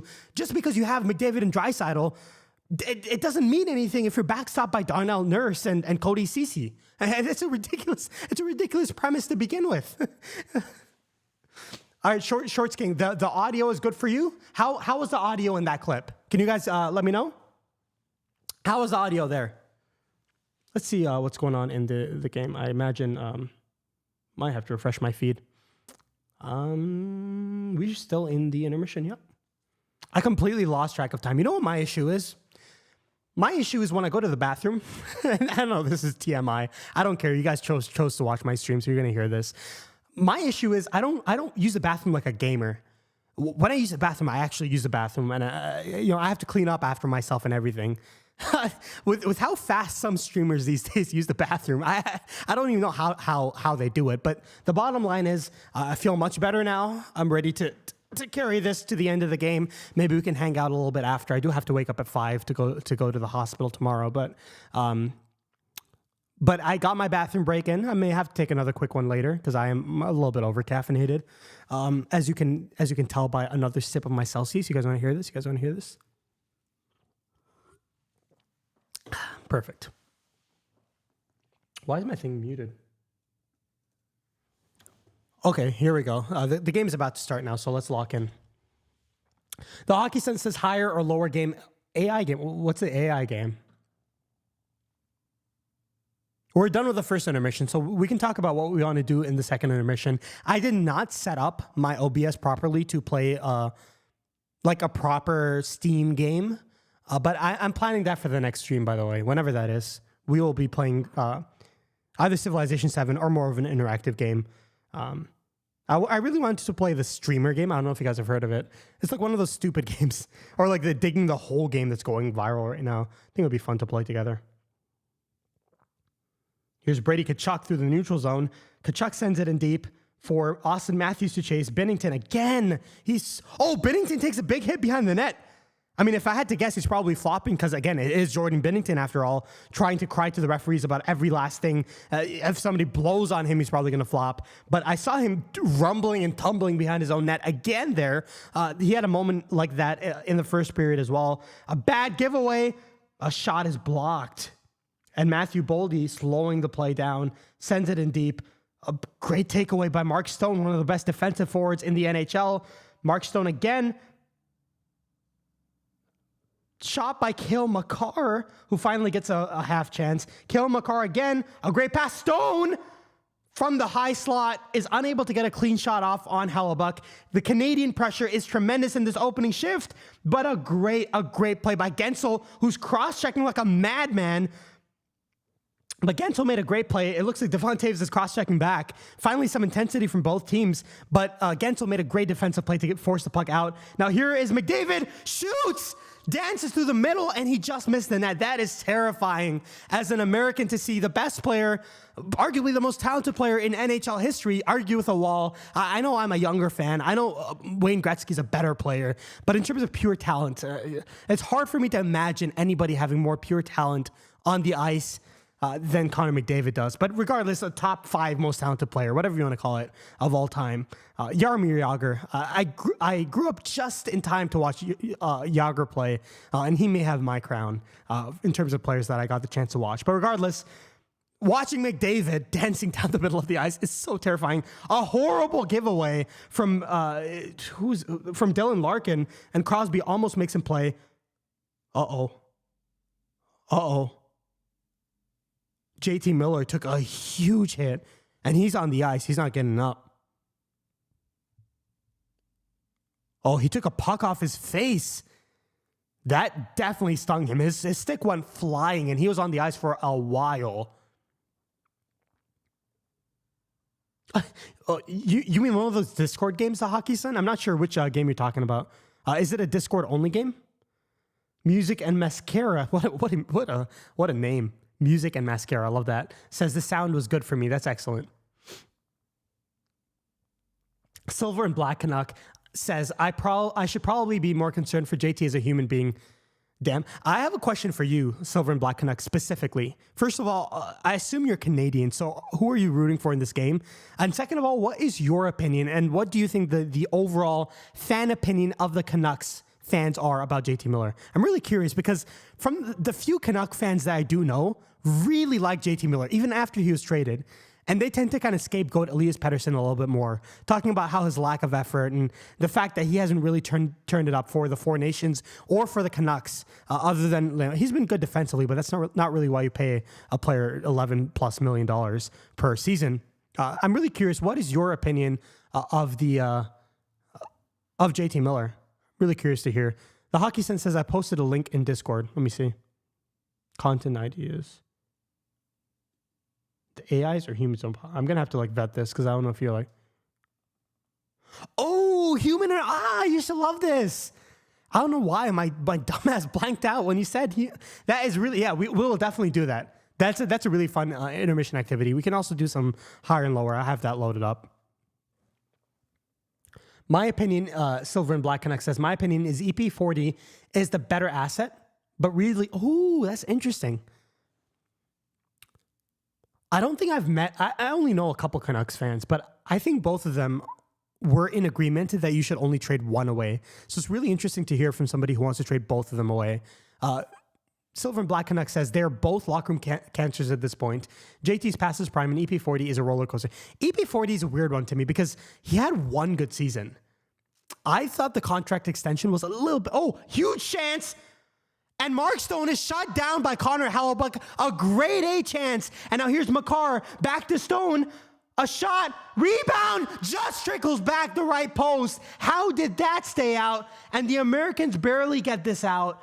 Almost a terrifying, another grade A chance by the Canadians. And the Americans use the power of friendship to keep that one out. I have no idea how that didn't settle into the back of the net. But the Americans somehow keep this game tied. And now here come the Canadians again. Brandon Hagel wants to pass. Another shot goes all the way around from Doughty. And it's sent back in by the Americans, who barely hold on for another shift. And the Canadians are buzzing in the second period. We're 5 minutes in. The Americans haven't really had a grade A chance so far. And it's been all Canada. I'm surprised they haven't scored yet. Brock Faber, a good play on Brandon Hagel behind his own net to facilitate the breakout. And now it's sent right back in for Chris Kreider and Brock Faber to deal with again. Slavin, a quick pass up the left wing. And icing is waved off. Silver and Black Canucks says he had two good. Yeah, I mean, he had one tremendous franchise center season, and his rookie season was also extremely promising. I would agree with that. I'm not trying to hate on Pettersson. I'm just trying to understand the pulse within the Canucks fan base for a player like that, because he's not your stereotypical Canucks player, if you know what I mean. JT Miller back on the ice. What a warrior. Back to Hughes. Where is that? Bennington is looking behind him for the puck. Hughes got it on target, and that somehow stayed out as well. So both Canada and USA using that power of friendship to keep the puck out of their own net. Carter says that the USA is playing bend or break hockey. Oh, that's a huge save by Hellebuyck on his near post. Staying strong with Stone wide open with no American defenseman around him. Sanderson was sliding on that other chance. My goodness, frantic end-to-end action. Grade A chances both ways. You look at Binnington doing somersaults in the blue paint, trying to find the puck. Typical Binnington to lose the puck on a simple shot. But in any case, both the Americans and the United States had grade A chances right there, and neither one could bury it. Oh, horrible giveaway by Sanderson. Marchand tries to go through everybody and get a shot on net, but he's bodied off the puck by a back-checking Sanderson. Now Brady Tkachuk on the left half boards sends it back over to Sanderson. Sanderson's had a bit of an up-and-down performance. He's had two bad giveaways from my count, but he's made a couple great one-on-one defensive plays as well. Maybe it's just my eye test because I'm focusing on chat while watching the game, as we see some pleasantries being exchanged by Brady Tkachuk and Devon Taves after the whistle. But I think Sanderson has not been on the ice as much in the second. Am I wrong on that? I'd be interested to look at Money Puck after to see if I was wrong on in terms of time on ice. But again, it makes more sense for me to have a right-handed defenseman on the right side of the ice for the majority of shifts. I would have liked to see Adam Fox on a true second pairing. So it would be interesting to revisit the times on ice after this game to see how that held up. Silver and Black Canuck says, I'm not a good representative of the fan base, in my opinion. I'm not the majority. The majority want to keep EP. I think that kind of holds up with the few Canuck fans that I do know. I think they mostly want to keep EP because you already shipped JT Miller out. I can see the argument to want to ship both out. And I know that some of the reports from close to the Canucks suggest that both players were on the trading block. And even after JT Miller was traded, a lot of people were suggesting that Pettersson's also on the trading block. I will say this. He didn't do a lot for his trade value in the Four Nations. He was completely invisible. But yeah, it kind of is what it is at this point.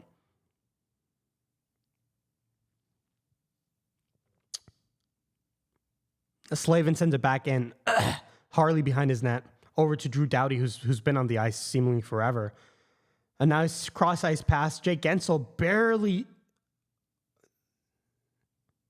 he was offsides because Boldy was not able to tag up on time, and the Canadians are starting to show off some physicality. Mark Stone right in the thick of things. You don't want to blow on him too hard, Americans. Otherwise, the Vegas Golden Knights will place him and Theodore both on LTIR and trade for everybody else in the entire league. So how's everyone feeling? Carter says it makes sense to keep EP, though. He'll be easy to move in the future if it doesn't work out. I don't know about that, actually. I'm not sure how easy it will be to move EP later on if he continues to play as badly as he is right now. Because if he gains a reputation for like a a 50-point getter in the NHL over the next couple of seasons, nobody's going to trade a positive asset for that contract. Right now, I think there is enough of a sample size. As Silver and Black Canuck said, he did have 2 good seasons that were relatively recent, I guess, to the point where some team will probably throw a positive asset or 2 at the Canucks and be like, hey, we can fix him. But if he has a few seasons of poor play, it's going to be hard to move on from him, in my opinion. Carter says, worth the risk of trying him on a team without JT? Yeah, of course. I don't see a trade happening tomorrow. But yeah, JT Miller was not on Team Sweden in the Four Nations. JT Miller, Elias Pettersson had a few games without JT Miller in the lineup after Miller was traded. And frankly, he also had a few games without Quinn Hughes before the Four Nations as well. And he was good defensively, poor offensively in all of those games. So it is what it is at this point.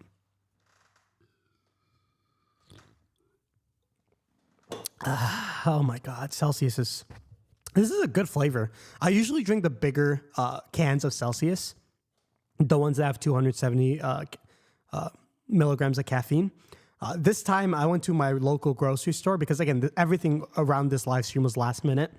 So I went across the street to my local grocery store instead of going to the place I usually get my Celsius from, and they didn't have the bigger cans. So I settled for one of the smaller cans, and they have a lot of flavors in the smaller cans that they don't have in the bigger ones. So Tropical Vibe, I've tried every flavor of Celsius at this point, but it's been a while since I had these small cans. So I'm going to shut up for a second to hear Mike Sullivan's comments.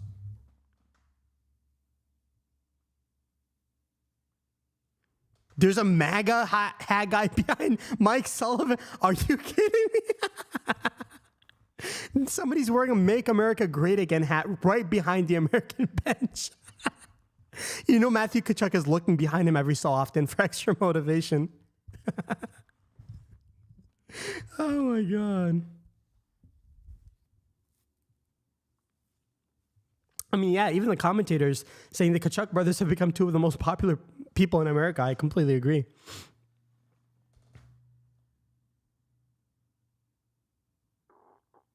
A big face-off win from Jack Eichel was quietly been the... I don't know why they switched the lines up, did Mike Sullivan. You're seeing Jake Gensel alongside Jack Eichel a lot more now, while the Tkachuks were playing with Eichel to start this game. Slavin behind his own net sends it all the way, and that should go for icing against the Americans. My voice is going through it. I almost said something completely out of pocket on accident, but my voice is going through it. So I apologize if I don't yell as much or if I'm not as engaged as I was in the beginning. As we look at the replay of the fights, man, I really wonder, we still have half of a game if this doesn't go to overtime. And again, just to point this out, the rules in this game are similar to Stanley Cup playoff rules. If this goes to overtime, it's not going to be 3-on-3. It's going to be 5-on-5, and it's going to be played until a team wins. So unless this goes to overtime, we have half a game for the narrative to change. But it's hard for me to imagine a moment living up to the hype of the 3 fights in 9 seconds. I know it was pre-planned in a group chat, whatever you want to say, and Stephen A. Smith was yapping about that as well. But that moment is one that I don't see replicated for a very long time, especially between these two teams. Normally so cordial, but finally having some real animosity between them.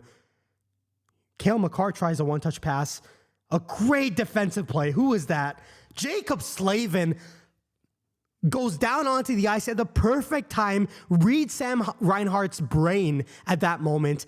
Jacob Slavin is one of the best defensemen in the NHL. Not one of the best defensive defensemen, one of the best defensemen. Now here's Zach Werenski. Big rebound. Austin Matthews. Rebound. Scores! It's Jake Sanderson. Ottawa's young star boy himself, the guy we were criticizing at some points throughout this entire game, gets an open rebound, reads the play perfectly, steps into the slot, and buries a rebound from a great play from Austin Matthews, who's been engaged all game. Look at this, a great backhand play, a skate save, and Sanderson, the man on the spot at the top of the slot, with Tkachuk wreaking havoc out in front, as he always is. How about that for Sanderson? What a moment for the youngster.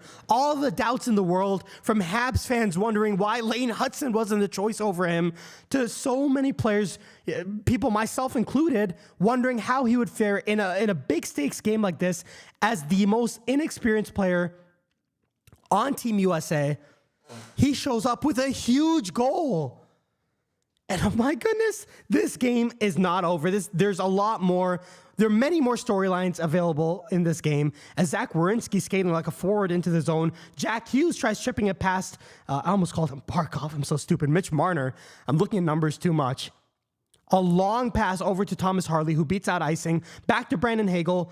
Harley skates past it, and a strong... Excuse me, my voice is completely gone. Drew Doughty stepping up a little bit slow, and Jack Hughes, a nice play. Jack Hughes has been extremely noticeable in this game. Carter says, are Ottawa fans happy or sad right now? If I have to imagine, a small part of their hearts are very happy seeing Jake Sanderson score of all players. My voice is struggling. I don't know. I have to go to my morning report at 5 a.m. tomorrow. There's no way my voice is recovering in time for that. People are going to think I have the flu or something. Oh, great forecheck. Again by Matthew Tkachuk.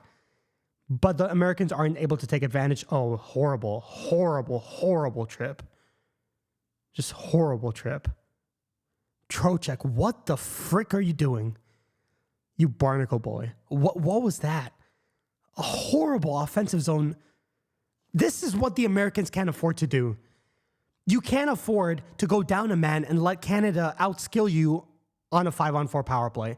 It's going to be, what are you trying to do? You're on your knees. You're already out of the play, and it's Sam Bennett. It's not Connor McDavid. What are you doing, you idiot? Wait. Round of applause. That's what you get for choosing Vincent frickin' Trocheck over Tage Thompson. You get boneheaded, idiotic plays like that. I can't believe this. And now we get the most stacked power play in the possible in hockey today. A huge, huge face-off win and a huge clear by the Americans. This is the last thing the Americans needed. A boneheaded play from Vincent Trocheck, who's been a boneheaded player more than he has not this season for the Rangers. McDavid with the zone entry, and now the Canadians are in position. Sam Reinhart leaves it to McDavid. McDavid back to Makar, who of course shows up just in time to terrorize the Americans on the power play. One of the best power plays, arguably the second best power play quarterback in the NHL. A long shot deflects up and out of play. 1 minute and 27 seconds of power play time. It's not just a terrible penalty. It's just this. What was the plan? There's some terrible penalties that are, at least you could watch it and be like, oh, this is what the player was trying to do. It makes sense. The execution was just off. What are you trying to do in that position? You're in front of the goalie on your freaking knees, and Sam Bennett is wheeling with speed, and you're in your offensive freaking zone. You're not even in imminent danger of conceding a goal. What are you freaking doing? Anyways, here's Nathan McKinnon. Eichel has a broken stick, so it's essentially 5-on-3.5 with Eichel just chilling without a stick. Eichel, a huge block without a stick, and the Americans are able to get it out. That is a huge play. Eichel should be able to get a stick now from the bench. My goodness, that is a huge play. Most people in that position would not be able to make that play, and that pass from, I think it was McKinnon to McDavid, as McDavid now steps in. McKinnon again. Canada are set up again. McKinnon with speed gets it back to Makar. Over to McKinnon. Again, shoots. Rebound. Oh, how did that stay out? My voice went down because I thought Reinhart had a wide open net, but Hellebuyck was somehow able to recover. Now back to Makar. Over to McDavid. Down low to Reinhart. Reinhart wheeling and dealing. Reinhart back to Makar. Makar over to McDavid. McDavid, a huge takeaway. And here come the Americans the other way. JT Miller, a partial 2-on-1, pass, shot, and a huge save by Jordan Binnington. Remember that save shorthanded. Larkin shoots. How did Binnington keep that out? He was completely off balance. Shorthanded Larkin again with back-to-back chances on Binnington. Look at this block by Eichel. A skate save that Ronaldinho... I can't even commentate. I'm so excited. A play with his skates that even Ronaldinho would be proud of is what I was trying to say. As Harley, in his own zone, the Canadian power play, a huge kill about to finish. Braden Point skates directly into a bunch of players, and the Americans recover and clear the zone. Vincent Trocheck's dumbass steps out of the box, and the Americans, Trocheck, if the Americans are able to hold this game off, and I know it's early to be saying that, Vincent Trocheck owns this penalty kill, especially Jack Eichel, the best steak dinner in the entire world. I'm talking about Salt Bay, the most overpriced steak at Salt Bay's restaurant, or Max the Meat Guy personally catering for everybody on the team. I'm talking about that level of steak dinner is what Vincent Trocheck earns his team. If I was Tortorella, he wouldn't be playing for the rest of this game. I don't care. Roll 3 lines. I don't care. That was such a boneheaded penalty in a huge moment to finally have the momentum and to kill it on your knees. Lunging and throwing your stick at the feet of Sam Bennett is ridiculous. Thank goodness for Jack Eichel.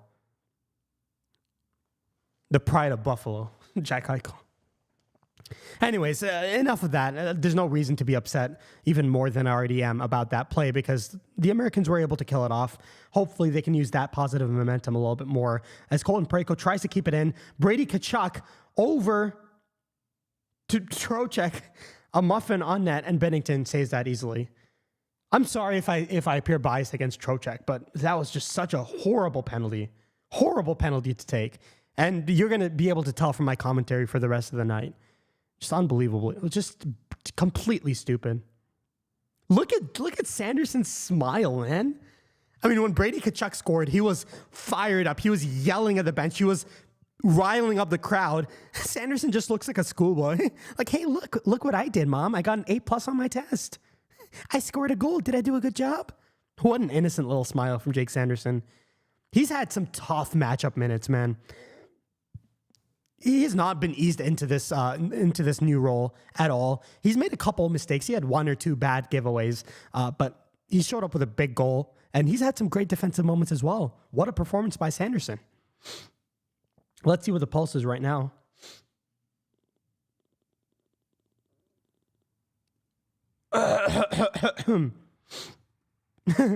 You know what? Normally I wouldn't publicize this, but I just want to show you guys something. I was looking at my Twitter. Look who just followed me. I normally wouldn't publicize this. You know what? That's unprofessional. I'm sorry. Oh my God. This game has everything. It has end-to-end action. It has the best players in the world, putting everything on the line, leaving everything on the ice for a best-on-best matchup. And it has all the political undertones that anybody could possibly want. What a game, man. What a game. How's everybody feeling? We're more than halfway through the game. 2-1 USA. My prediction, maybe.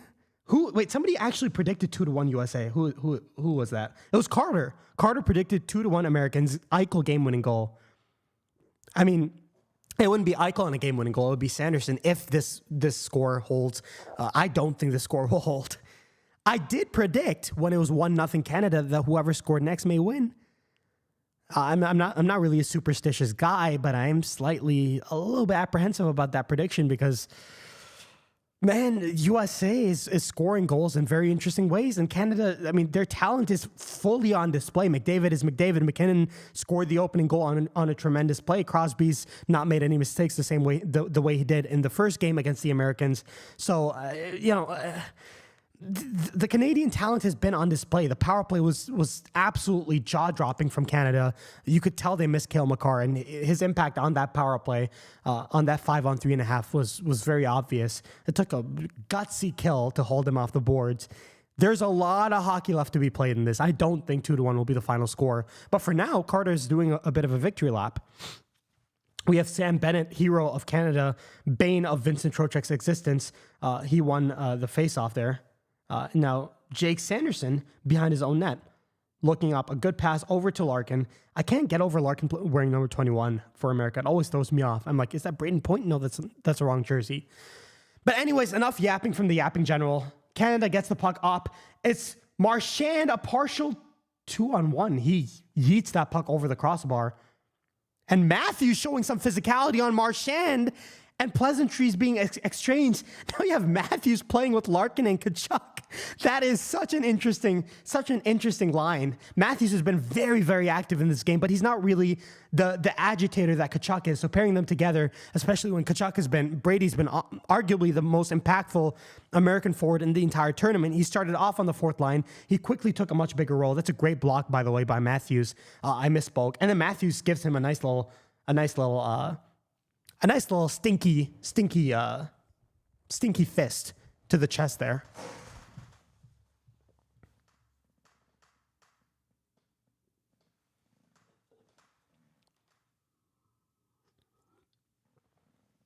It's really interesting to see this game progress because you could see some legitimate different parts of the game. In the beginning, it was a little bit tentative. America had a grade A chance from Matthews and then from Larkin. Oh, what a pass! Just missed JT Miller. Miller behind his own net. Gets it back to the point. Oh, the Americans almost got caught in a line change. There was almost too many men on the ice. But Faber does a good thing to let the puck go and to recover behind the net. Uh-oh, Sidney Crosby out in front. It's held in. Now Makar back to McKinnon. McKinnon shoots. Rebound. Oh my goodness, Slavin. Did you guys see that play from Slavin? My voice is completely gone. Slavin just saved a goal. Jacob Slavin is ridiculous. Without him, the Americans would be losing by a goal by now. As Mark Stone steps in offside, did you guys see that play from Jacob Slavin on the rebound? Oh my goodness. What a save by Jacob Slavin. I hope they show a replay here. Look at that play. Crosby almost had his stick on the play. Look at Jacob Slavin. Oh my goodness. He's a legend. He's an American legend. Jacob Slavin just robbed Crosby of a tap-in right there. That is what legends are made of. In 10 years, if this tournament is still remembered, I want everybody to remember Jacob Slavin. Because what a performance in these two games against Canada that guy's had. Unbelievable. You talk about missing out on Quinn. You talk about missing out on Quinn Hughes. You talk about Charlie McAvoy's injury. You talk about Sanderson having to switch to his other side and putting a mostly positive performance. You talk about the bottom pair. You can talk about whatever you want. The storyline around this American defense needs to begin and end with Jacob Slavin. What a game and a half he's having against Canada. I said this in the thread that I released early this morning. In my opinion, he has been the best player in the entire tournament. Argue with the wall. Does anybody have an argument? He just saved America again, which he did throughout the game against Canada the first time around. I think he's been the best player this entire tournament. My goodness, what a save. Carter says Matthews is getting cheered for getting physical with Marchand in Boston.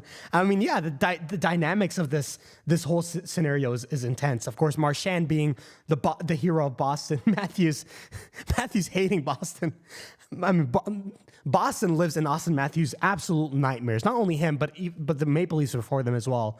You remember the Patrice Bergeron goal, even before Matthews was a Maple Leaf.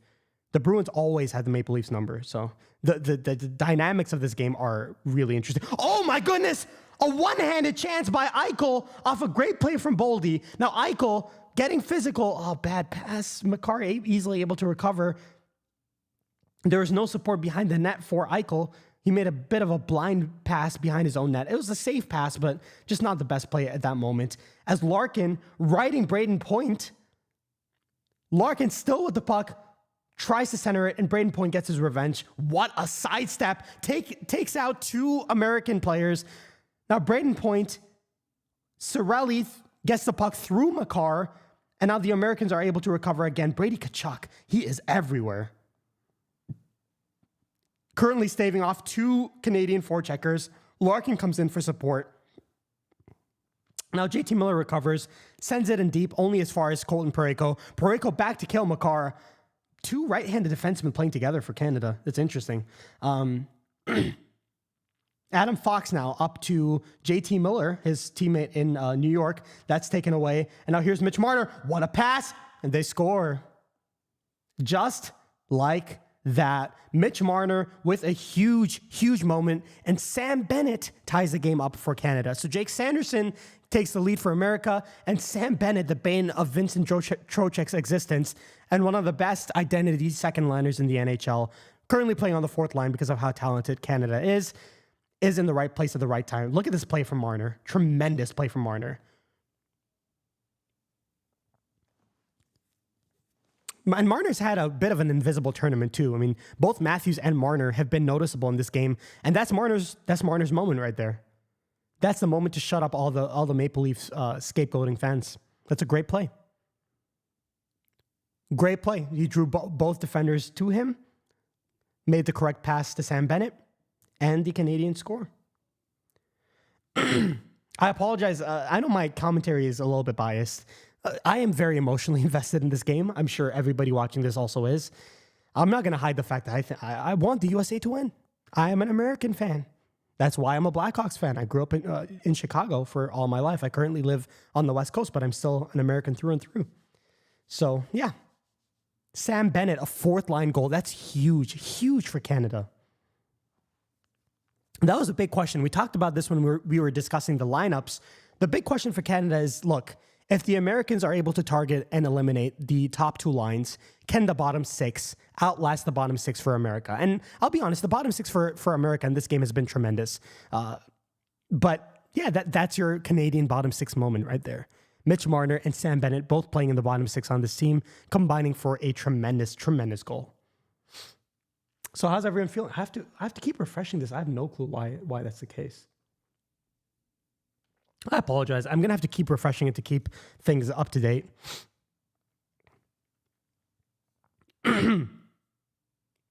So how's everyone feeling? Do we have any updated score predictions, Carter?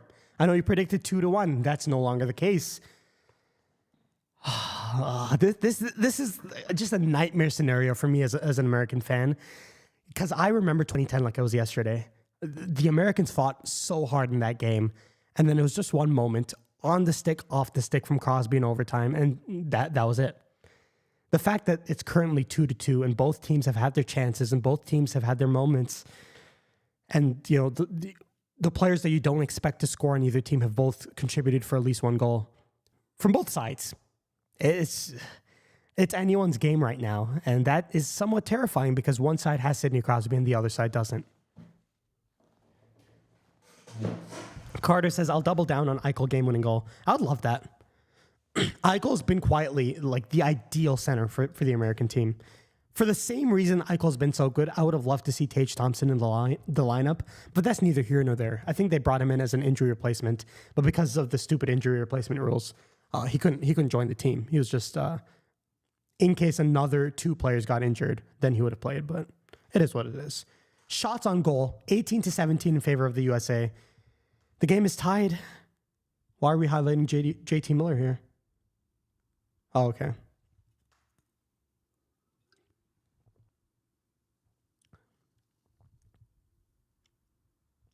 That's a nice little plus by Blackhawks legend Brandon Hagel, by the way. There is a lot of hockey left in this game. A lot of hockey. This is a side note, but I know I was already harping on the lineup decisions from both teams in terms of the goaltending for Canada and some of the bottom six choices for America. I would have loved to see Jack Hughes on a true skilled line. And a big part of that would be like a guy like Clayton Keller on his line. I think they would have combined tremendously. I'm not going to criticize it too much. I just don't think Chris Kreider is going to have an impact on this game. We'll see if I'm wrong. I hope I'm wrong. Here's McKinnon with a full head of steam. McKinnon shoots right off the pad of Hellebuck, and he gets his shot. He gets the rebound right back.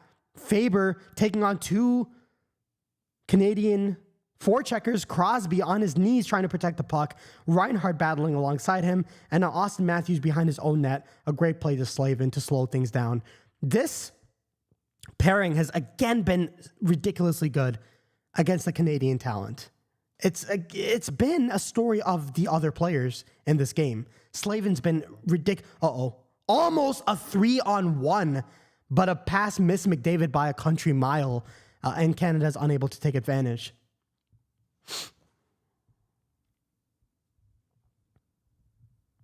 Nobody cares about the NHL upcoming schedule. I'm so sorry. There is so much of this game left to be played. Whew.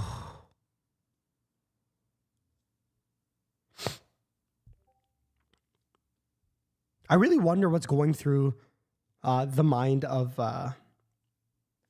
guys like Logan Thompson in this game. I mean, I don't think either one of the 2 goals America scored so far have been Binnington's fault. You could maybe say you want him to be a little bit bigger on the first goal, but that's really picking at nits. But in general, it's hard to say, it's hard to deny the fact that Logan Thompson would probably be a better overall goaltending option than Binnington over the span of a tournament. In any case, Devon Toews wheeling and dealing behind his own net. Braden Point gets bodied off the puck by Eichel. Carter's prediction for the game-winning goal. The puck comes in on Binnington. Oh, almost a little bit of a questionable decision on the puck, but he smartly covers at the last moment. And the face-off will come to his right.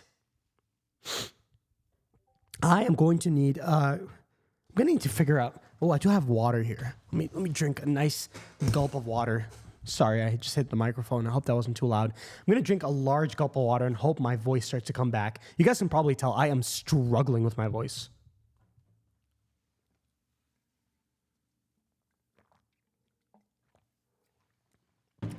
Jack Hughes tripped. Nothing is called. It's a 3-on-2 the other way. McDavid, a huge shot block by the Americans. And then almost a horrible giveaway right back. I thought Jack Hughes was tripped there. Did he just blow a tire? Brock Nelson behind his own net. Sorry, behind the Canadian net. Jack Hughes very active on the forecheck. And JT Miller sends it right back in. Jack Hughes colliding with, I didn't see who the Canadian player was. He's all over the place on this shift. Ended up on the ice at 2 different occasions as the Americans iced the puck there. I'd love to see a replay of that Jack Hughes play to see if he was tripped or if he just blew a tire there. Because that's a horrible place to blow a tire, and you expect better from a superstar like Jack Hughes.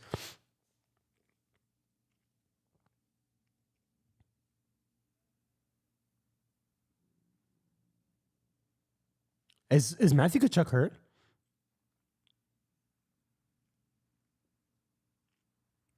Oh, it's been 7 minutes since Matthew Tkachuk has been on the ice. That's a huge loss. He might not be good to go. That's definitely something to keep an eye on as this game goes on. See if you see number 19 on the ice anywhere, because without Matthew Tkachuk, USA is going to have a really hard time playing their style of hockey. A couple dangerous cross-ice passes in their own defensive zone by America, but it's sent in deep for Colton Parayko to chase, and Parayko does well to skate the puck out. Now here comes Canada the other way, right up the middle. Now Slavin out there on the ice. What a pass by Slavin, but Tkachuk was out there.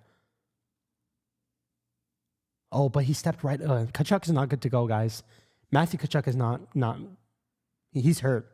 He stepped over the boards. What a huge hit by Chris Kreider on Seth Jarvis. As Slavin, what a reception by Austin Matthews. Larkin behind his own net. Sorry, behind the Canadian net. My commentary is all over the place.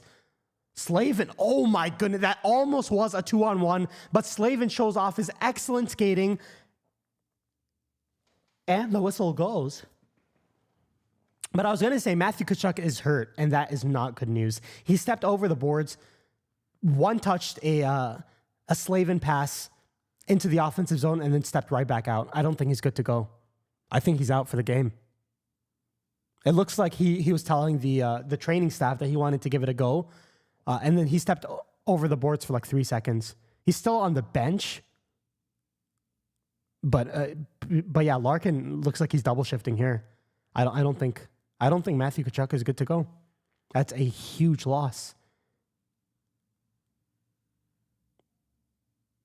What a hit by Brady Tkachuk on Drew Doughty. That's the physicality we've been waiting for.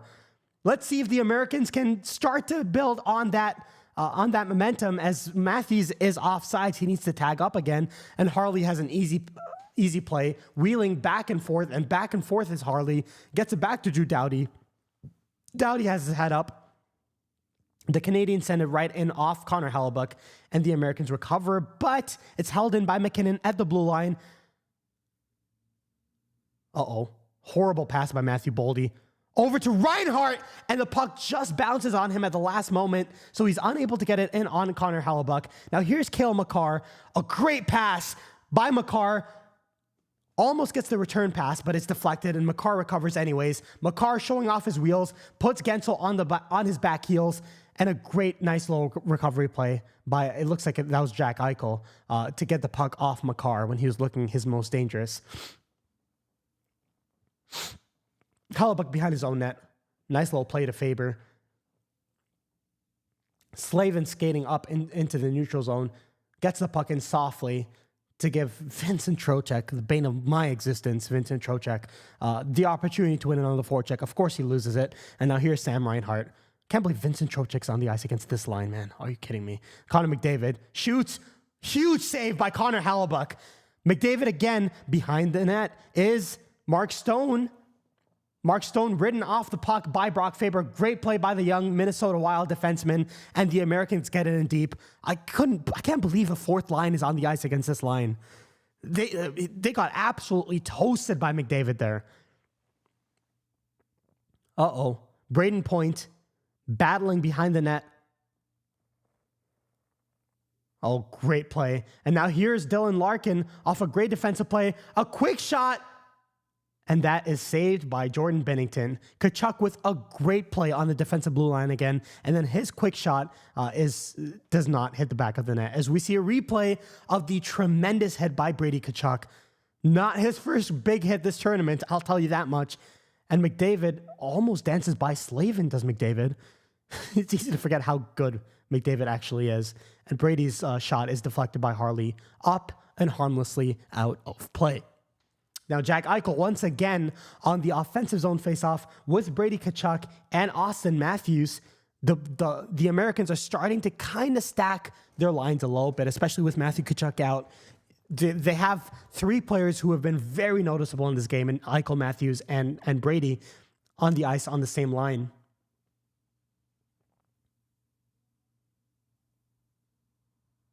Oh my goodness. Horrible, horrible shot right into a Canadian player. I apologize. My commentary is all over the place. And now here comes Braden Point. A rising shot is just deflects wide of Connor Hellebuck's glove. Anthony Cirelli back to Cale Makar. What a move by Cale Makar. Again, dancing to the other side of the ice. A toe drag, still has the puck, gets it back to Mitch Marner. Marner shoots into traffic, rebound, Makar behind the net. Makar twisting and sends it into the slot.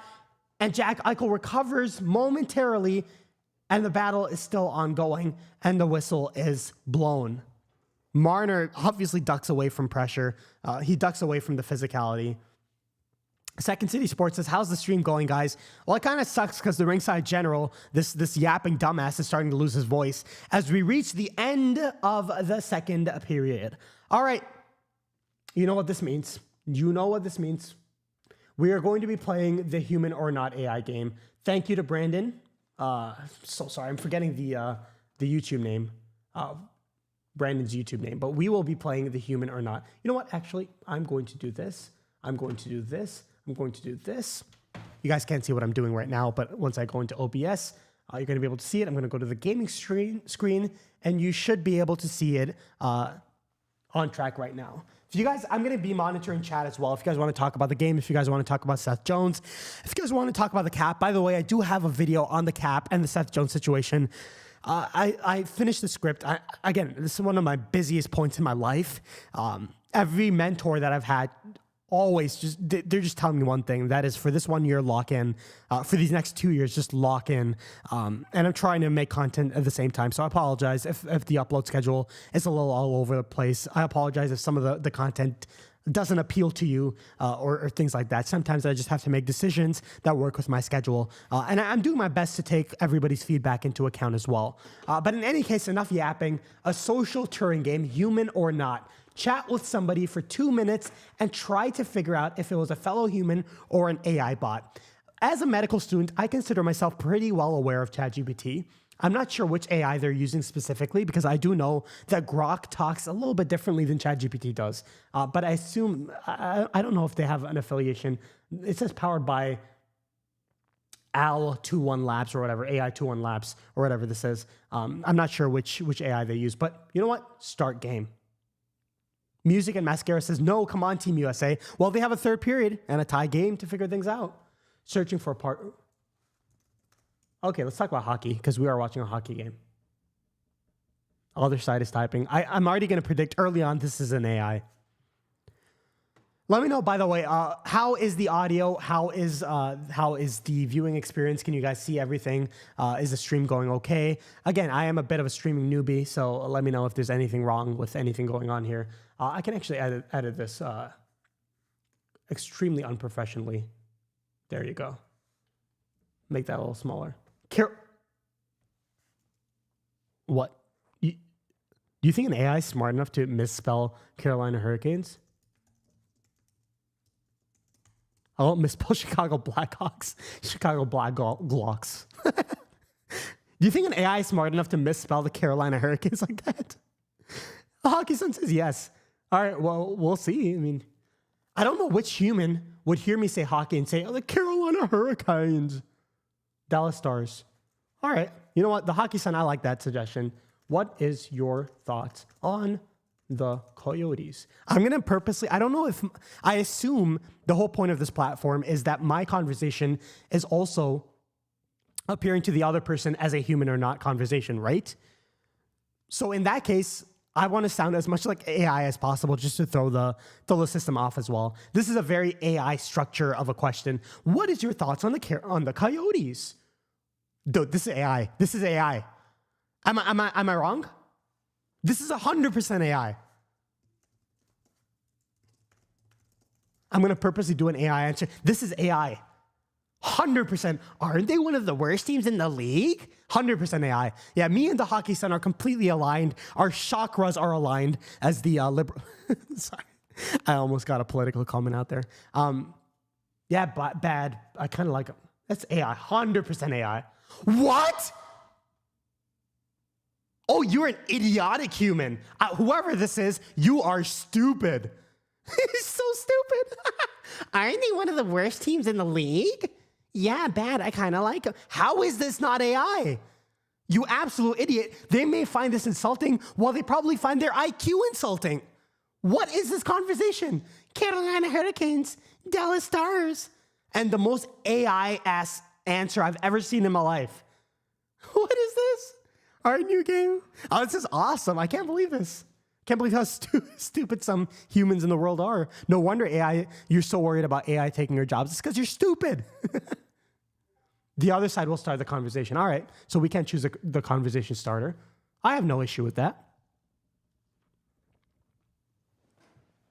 The Hockey Sun says, say they don't have a win this season. Hey, what's shaking? Don't mind me just being... I'm just going to do the most like random answers.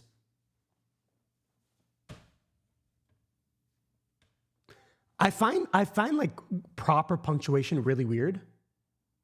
Dude, this is an AI answer. This is, you know like the Snapchat AI? And no, I don't use Snapchat regularly. I've just seen the memes about the Snapchat AI. This is the Snapchat AI type answer right there. Do you like to bake? Again, I want to appear as AI to throw everyone else off.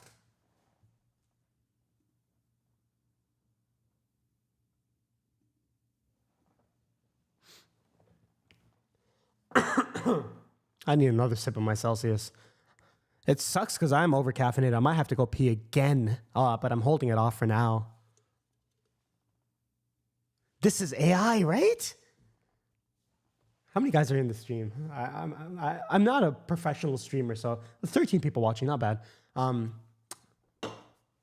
What's your favorite ice cream flavor?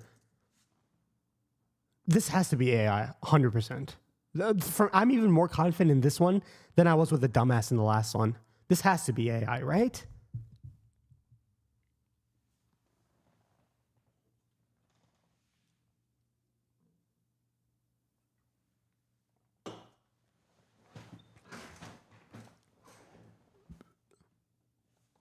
Yeah, you're an actual bot.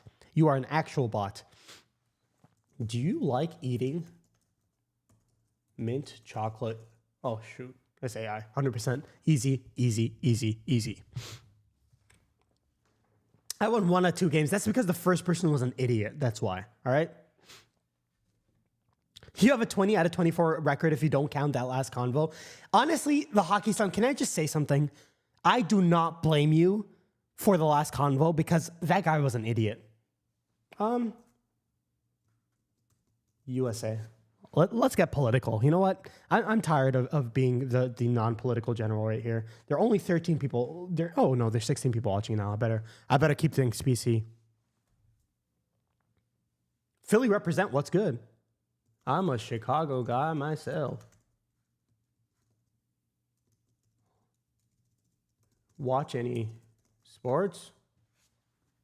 I mean, Philly citizens are pretty into their Eagles, right? Eagles just won the Super Bowl. 76ers are kind of terrible because Joel Embiid never plays, but I would imagine he says something about the Eagles right now, if he's not an AI. Something completely stupid and a big lie, like Jalen Hurts is a top 3 quarterback in the NFL. What are you taught? Too much yelling and spitting for taste?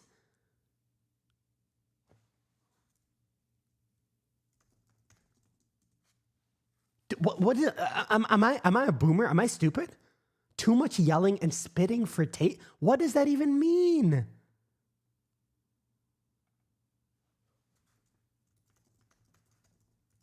I'm a big hockey fan. Look at me being an NPC. I'm a big hockey fan. Philly hamburgers and see if he corrects for cheese. Ooh, that's a good. You're smart. You are experienced in this game. Brandon is a pro in Human or Not. I can't imagine what jobless. I'm kind of insinuating that you are jobless, but you are a pro in this game. I like that way of thinking. What? Oh, okay. This guy's not AI. This guy's not AI because he's heard the talk about Matvei Michkov. Let me explain. He's not AI because he's heard the talk about Matvei Michkov, which means he thinks that the Flyers are good because he's not a sports fan, but he hears talk from sports fans. And Philly sports fans are really loud. And the Flyers are not good this year, but because so if this was an AI, they would look at the record and say, oh, it sucks that the Flyers are not that good. But he's heard about Michkov, and he doesn't know that the Flyers suck. This is a human. Easy. What? Okay, Brandon, I'm taking that off your record, okay? You are 20 for 25 right now. Wow. What does that even mean, you stupid-ass AI? What a worthless AI. Why am I insulting both humans and AI equally? This is ridiculous. What? Too much yelling and spitting for... How... What does that even mean? Oh my goodness, I'm so stupid. I'm not stupid. The hockey son is stupid. I'm blaming you on this one. USA versus Canada. All right. How many people are in the chat? There's 7 people watching. Oh, this is my chance. This is my chance to get political. Nobody's ever gonna come back and watch this. This is my chance to shine right now. Okay, you're already an AI.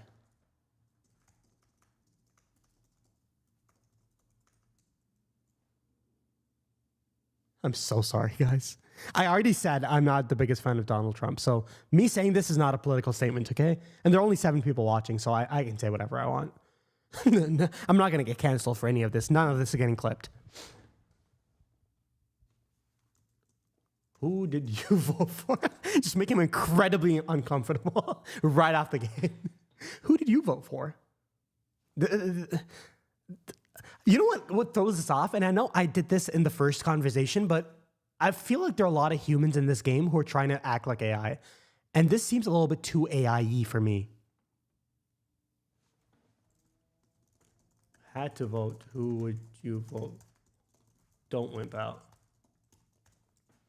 To be fair, if somebody asked me the same thing, I would not answer either. But that's because I'm streaming this. Unless this is like XQC or something. He should be able to answer. Answer them. Why are you wimping out? Why is he stalling? Do you guys see this? Oh, that's a tough one. That's definitely interesting. I don't really get into politics. All right. I'm going to say AI for this too. I agree with you. Because I don't think a game like this would be comfortable with answering something like this. If the AI for a game like this would wimp out of this question. Who is that?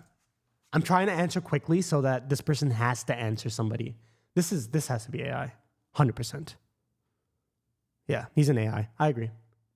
Yeah. This is an easy one. So 2 for 4, 50%. That would fail me in medical school, but it's not bad here. I blame the hockey sun for a lot of these errors. You know what? Let me see how many people are still. The 12 people watching. I have to be a little bit more PC. Hockey. You know what? I'm the ringside general. I better just talk about hockey. What is PK Subban yapping about? I have a setting on my AirPods where as I talk, the volume becomes less and less. But I just had a glimpse when I was quiet. I just kind of heard PK Subban yapping about something random with Mark Messier. Bless both of their souls, man. Do you need a therapist? This video is sponsored by BetterHelp. No, I'm just kidding. I don't have a sponsor. I said I want to talk about hockey, you weirdo. I want to admit I have low self-esteem. What a weirdo. Oh my God.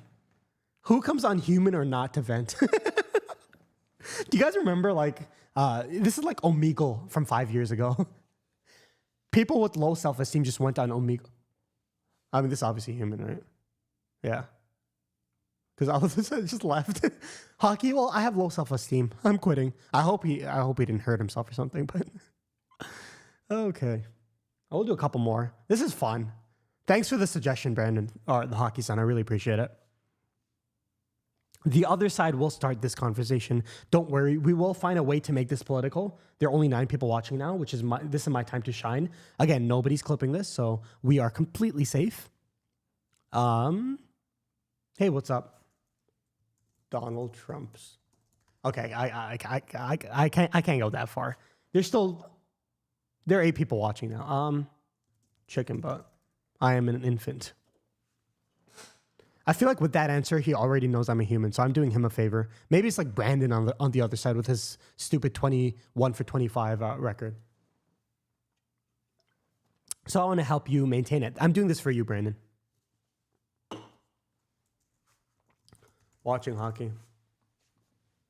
Huh, that's have you ever heard anybody type like this in real life? So, what you been up to? That's weird. I think he's AI. Aho's. You know Aho? What? No, he's not. He's not playing. Stupid dumbass. It's USA Canada.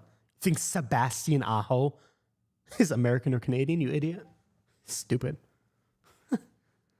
By the way, the Finns did much better than I was expecting them to do, considering they had no one on the blue line.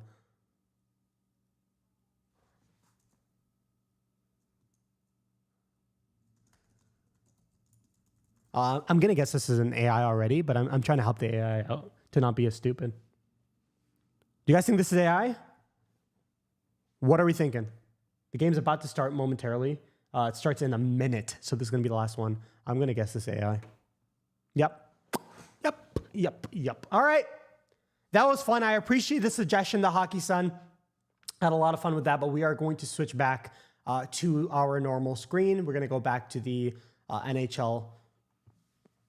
I'm so sorry. I'm burping. I'm so unprofessional. We're going to switch back to the USA versus Canada Four Nations coverage. Here's the thing. If you are a third party watching this game, this is exactly what you want to see. You want to see a tie game going into the third period. You want to see the physicality with huge hits by Kreider and by Brady. You probably want to see Matthew be able to play a little bit. We'll see if he's able to play in the third period. You want to see a McKinnon goal and a Sam Bennett goal. You want to see Jake Sanderson shutting up all of his haters, myself included. I don't think I'm a hater. I was just trying to be objective. But you want to see everything that's happened so far. And now it all comes down to the last 20 minutes of the game. And if these last 20 minutes don't settle it, you have 5-on-5 overtime. But that's looking too far ahead. It's been a compelling game from start to finish so far. Brady Tkachuk with a goal. Jake Sanderson with a goal, Nathan MacKinnon with a goal, Sam Bennett with a goal off a tremendous play from Mitch Marner. Austin Matthews has been very noticeable. Jack Hughes had a great start to this game. Both Binnington and Hellebuyck have made huge saves at different points. Canada's leading in shot attempts, as we see on the screen right now, 46-34. Again, that's not the American game. The Americans game. The Americans have more block shots, 15-10. But yes, it all comes down to this period.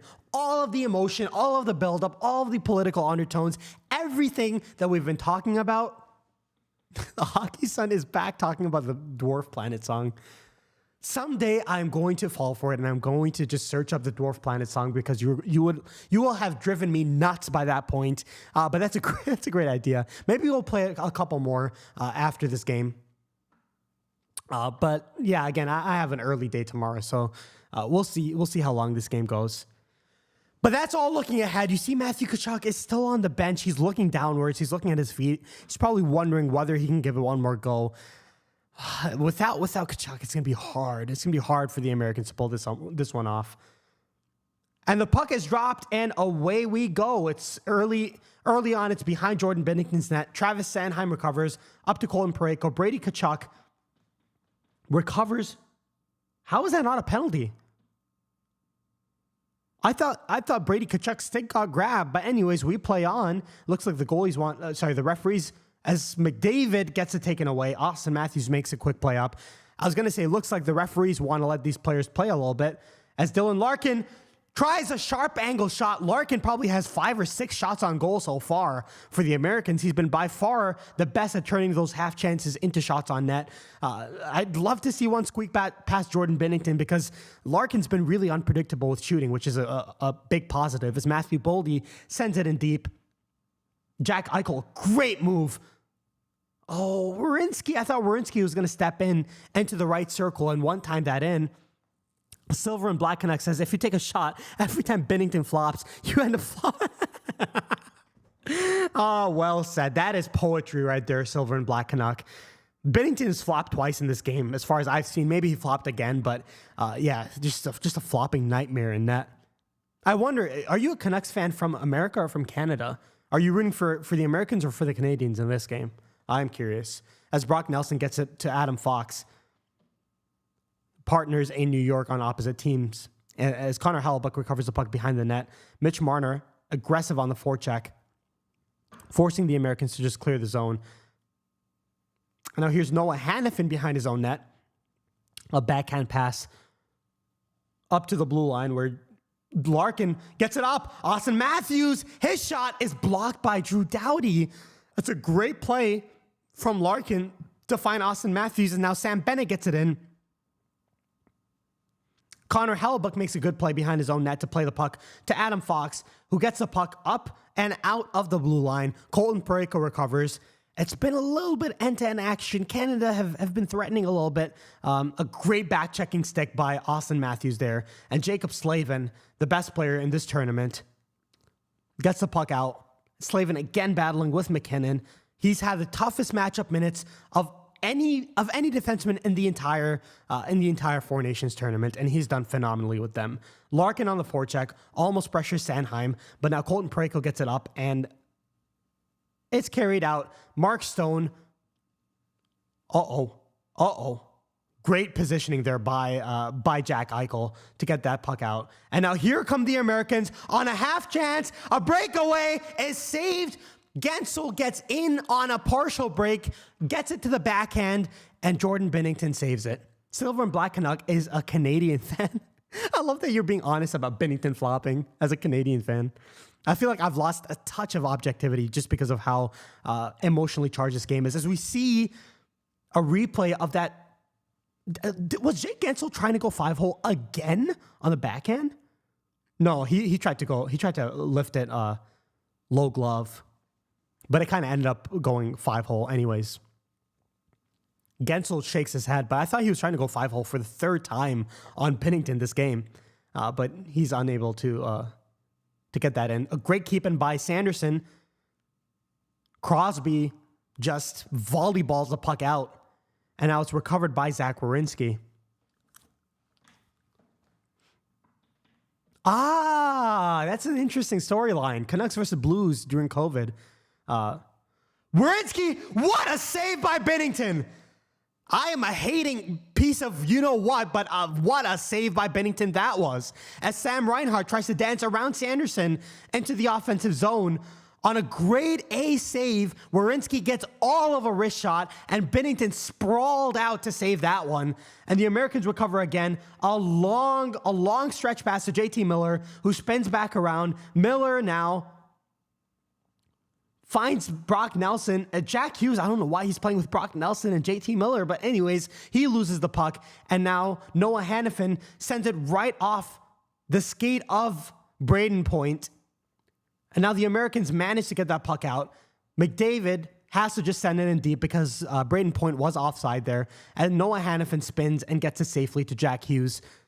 Jack Hughes, again, plays it safely back to Noah Hannafin. Hannafin back up. Jack Hughes into the zone. Austin Matthews, a bad pass.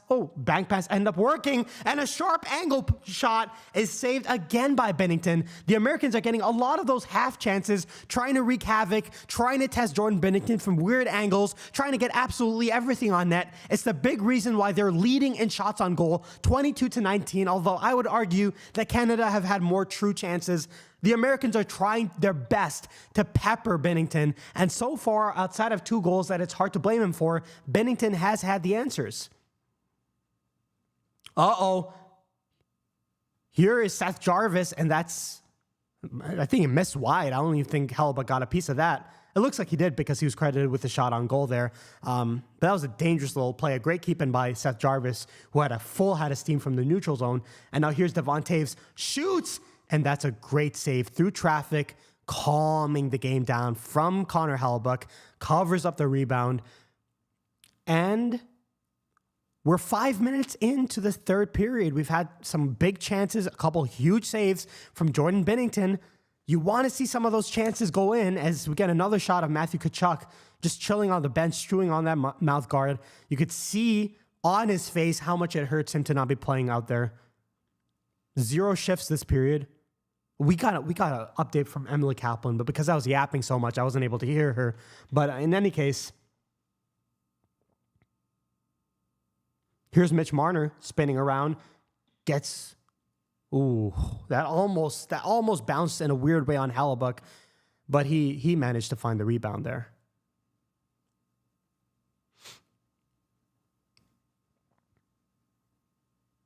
That's a great tip by Anthony Cirelli there.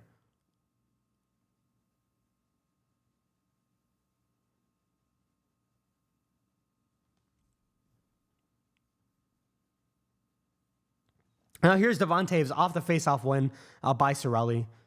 Hagel gets it in deep. Sanderson under a ton of pressure, gives it away again. Sanderson still battling. Good on Sanderson to stay on that puck, but Marner gets it back to the point. Deflection off the post for Canada. Connor Hellebuyck, if he was Marc-Andre Fleury, he would be kissing the post right now. That was a bad giveaway by Sanderson, and that ended up with a Canadian shot hitting the post. Now here's JT Miller, shoots, and a big save by Binnington. End-to-end action here. Miller back to the point. A sprawling Canadian defenseman is Devon Toews, who then recovers on a nice fourth-line shift by the Americans and kill Makar behind his own net. It was that close from being 3-2 Canada, and that's what the Canadians can do to you. You can think you're playing good defense, but one small mistake behind the net where the speed of the team overwhelms you, and suddenly a shot is going off the post. Drew Doughty battling with Brady Tkachuk takes a big hit from the Tkachuk brother who's out there on the ice. I wonder if Matthew's ever going to make it back onto the ice. I hope he does, but my goodness, if the Americans are able to pull this off, Matthew Tkachuk will still get a hero celebration for his impact throughout the tournament. He is the heart and soul of this team, along with his brother Brady. As a shot and a big save, Gensel somehow gets wide open in the top of the blue paint. And Binnington shot him down again. The Americans are turning a lot of these half chances into grade A chances as somebody lost the stick but picks it up for Canada. And now it's recovered again by Werenski. Now here's Matthew Boldy trying to absorb 2 Canadian backcheckers. And another chance. Rebound! How did Binnington save that? What is happening in this period? So many instances of the puck just hanging out on the blue paint with goaltenders out of position, and somehow nobody's put the puck home yet. Nobody's put the puck home yet.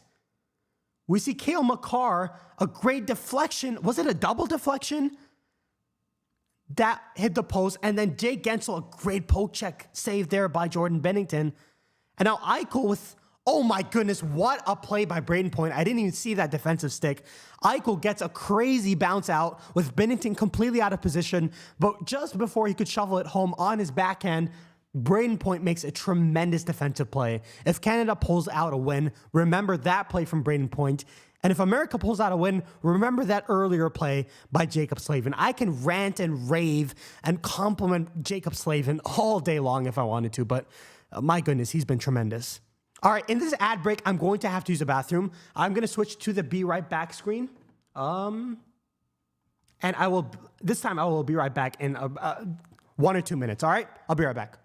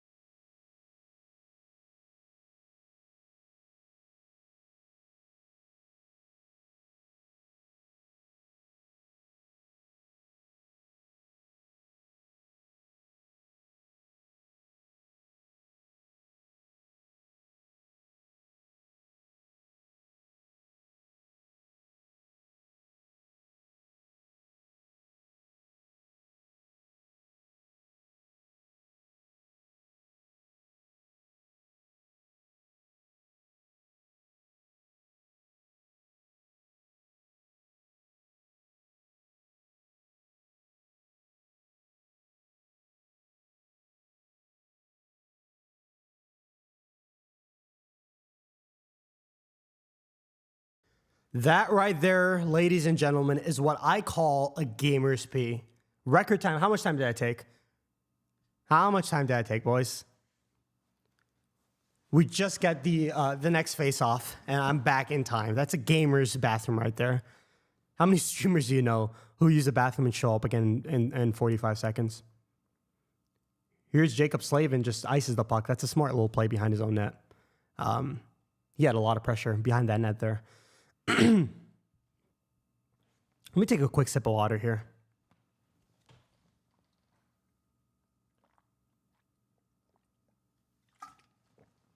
Ooh. Nothing like some good H2O.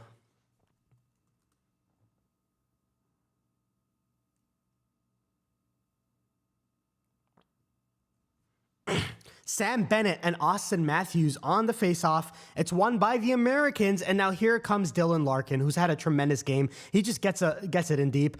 Off the end boards, Brady Tkachuk almost recovers it on the other side, and now here comes Canada, a 3-on-2. Here's Seth Jarvis. What a block by Jacob Slavin! How many times do I need to tell you that this guy is the best player in this tournament? Unbelievable! On a 3-on-2 to get in that perfect position to block the shot from the top of the slot by Seth Jarvis.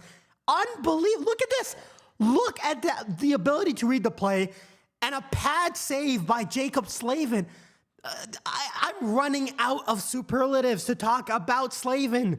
He is one of the best defensemen in the NHL. He's the biggest reason why the Team USA is even in this position to begin with.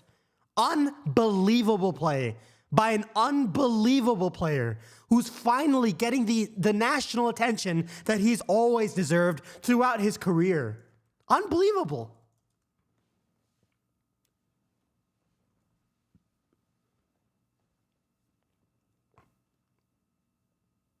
Now McDavid, my goodness. McDavid, I just hit puberty again. McDavid wins a faceoff. Harley gets it back up to the right wing.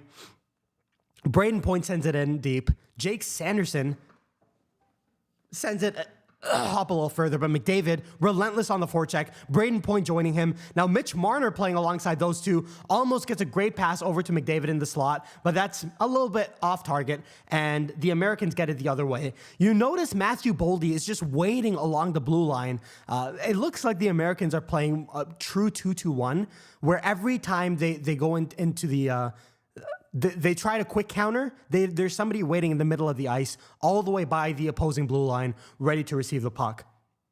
That's just a recent observation I made. I'm not sure if there's been a bit of a system change, but we'll see that as the game progresses. Now, Jacob Slavin being chased down by Nathan MacKinnon.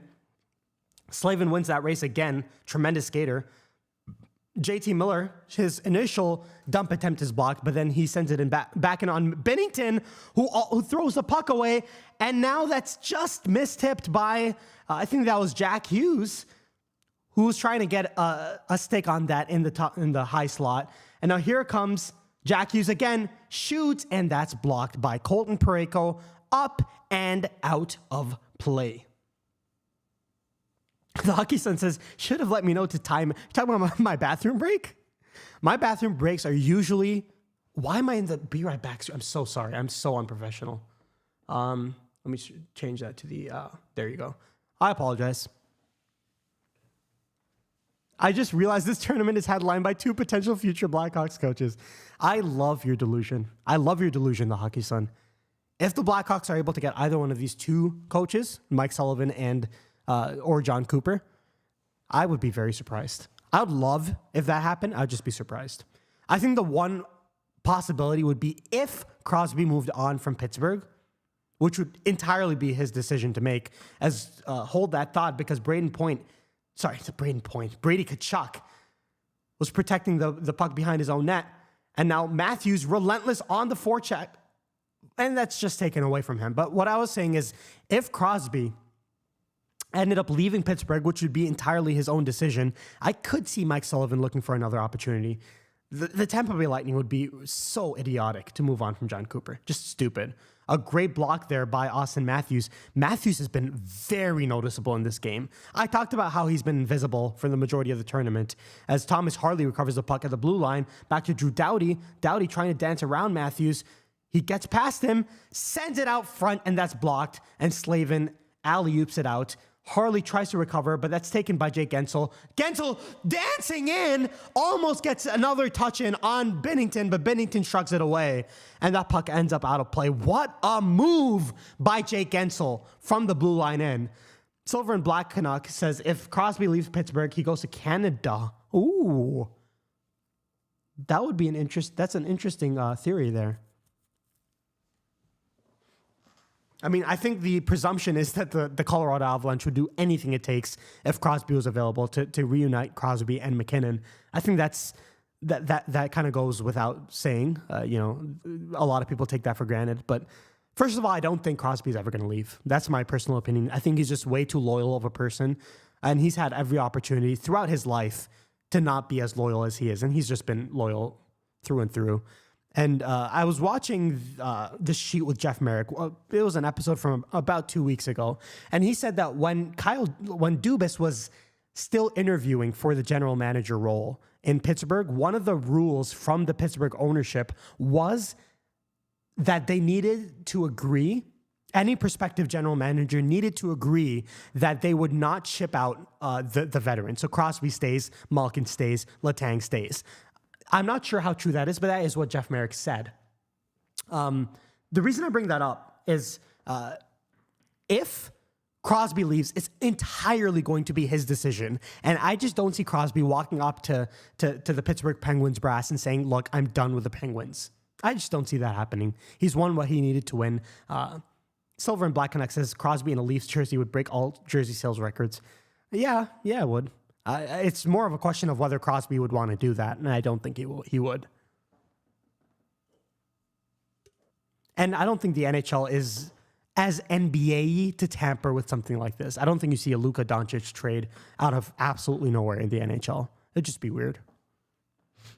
The closest thing to that was like, I'd say Shea Weber, PK Subban, but those two players are not the caliber of player that Luka Doncic is to the NBA, with all due respect to two superstars back then. The Rantanen trade was not really as sudden, so I wouldn't compare those two. Crosby in a Hawks jersey would do things for the salary cap that the NHL would never believe. It would be interesting to see when the salary cap raises, and this is something I'm going to talk about in the upcoming video, but if the salary cap does increase, and the theory that guys like Elliot Friedman have, where there will be teams that spend to the ceiling, and there will be a lot of teams that spend closer to the floor, if that starts to create these tiers, it'll be interesting to see how that changes the landscape of the NHL. You'd think more superstars start to aggregate on teams, which would, of course, help to grow the game, especially in the regions that the superstars are aggregating. You may see some more super teams, as Bennington makes a great play to play the puck there. Gensel on the forecheck, battling with Sam Reinhart, but Cale Makar showing off his skating. What a move on Jack Eichel. But a bad pass eludes the stick of Sidney Crosby. And now here comes Team USA the other way. Jack Eichel puts on the brakes, sends it in deep for Jake Gensel to recover. And now behind the net is Matthew Boldy. Here's Faber.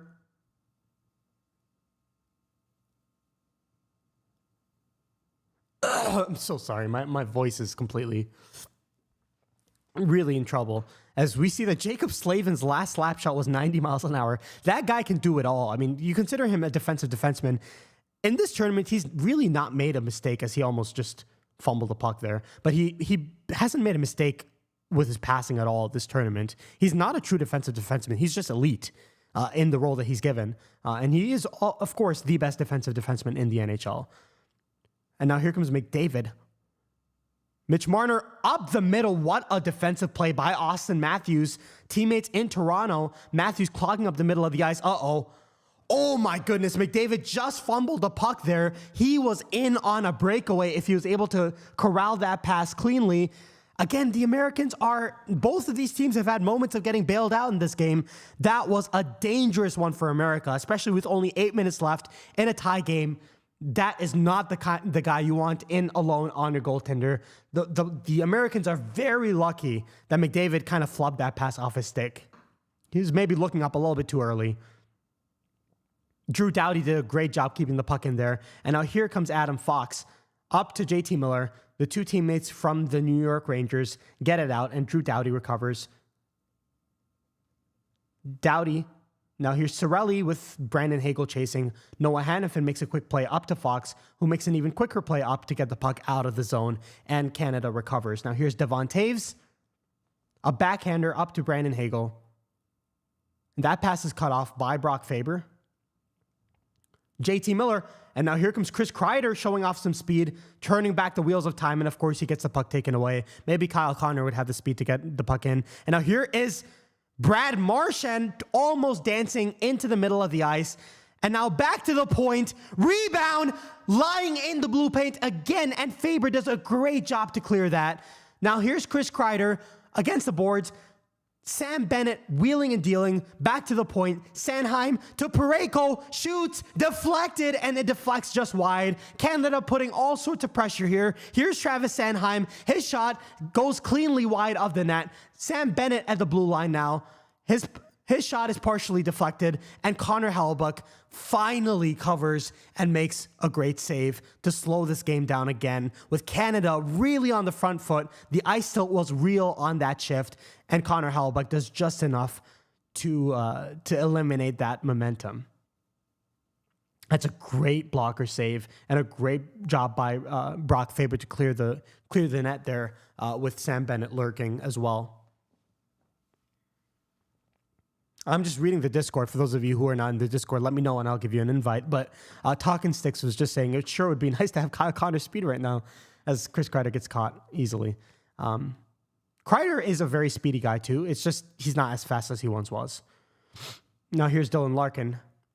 Bennington sends it right back off Dylan Larkin, but the Canadians are able to recover. Now here is Sam Reinhart.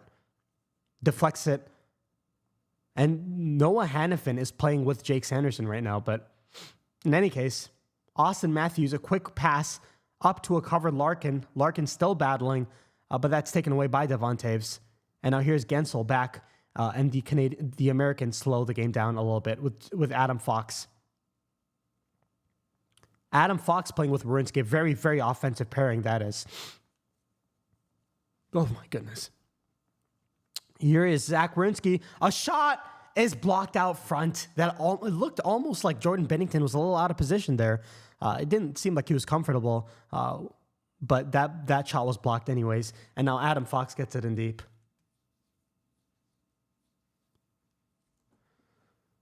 My stream lagged, which means I have to do this again. But in any case, here's McDavid behind the net. I apologize for missing a few moments there. Drew Doughty sends it past McDavid. And now here's Brock Faber. Jack Hughes is my stream lags again. Is this a ESPN problem or is it my internet? Not sure. But in any case, Jordan Bennington stops it and settles it down for Drew Doughty, legend of Team Canada for a number of years now. Doughty makes a pass up the middle of the ice. It's deflected past, I didn't see who that was, but Brock Faber recovers behind his own net. Faber spinning and sends it back to Slavin, puts him in a bad position, but Slavin does Slavin things and just gets the puck out.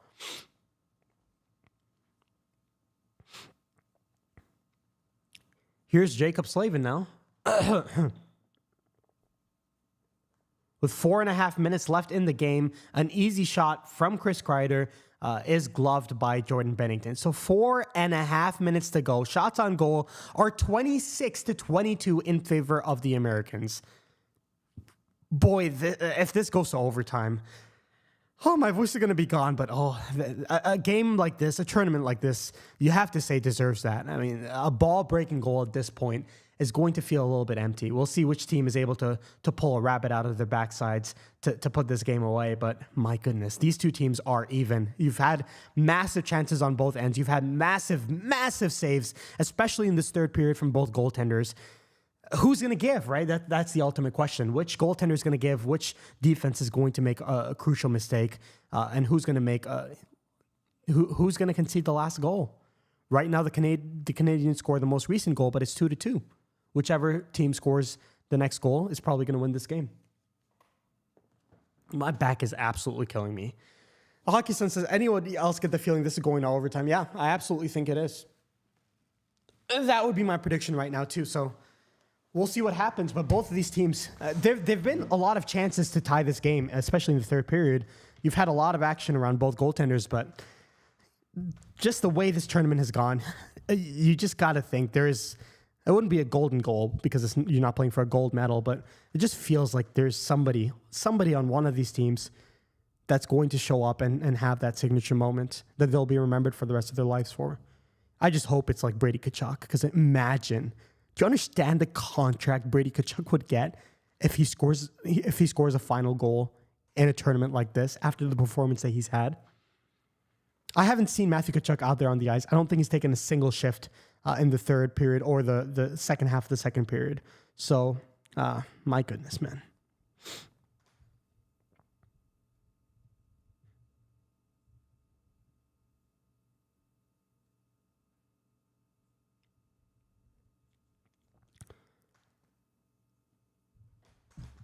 Four minutes and 29 seconds remaining in this glorious matchup between Canada and the United States of America.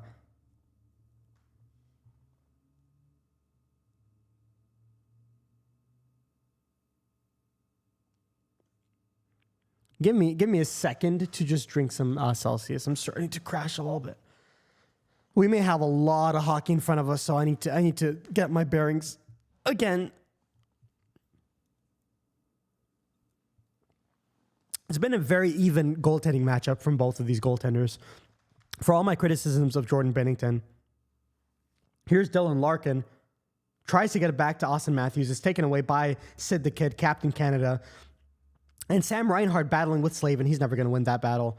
Bad pass by the Americans. And a bouncing puck just eludes Sam Reinhart. Crosby behind the net. has Slavin draped all over him. Slavin deflects the pass, and Larkin gets it. Sorry, that's not Slavin. Slavin gets the puck now. A Hail Mary over to Brady Tkachuk to chase. Tkachuk wins that battle with Devon Toews. And he tries to protect the puck.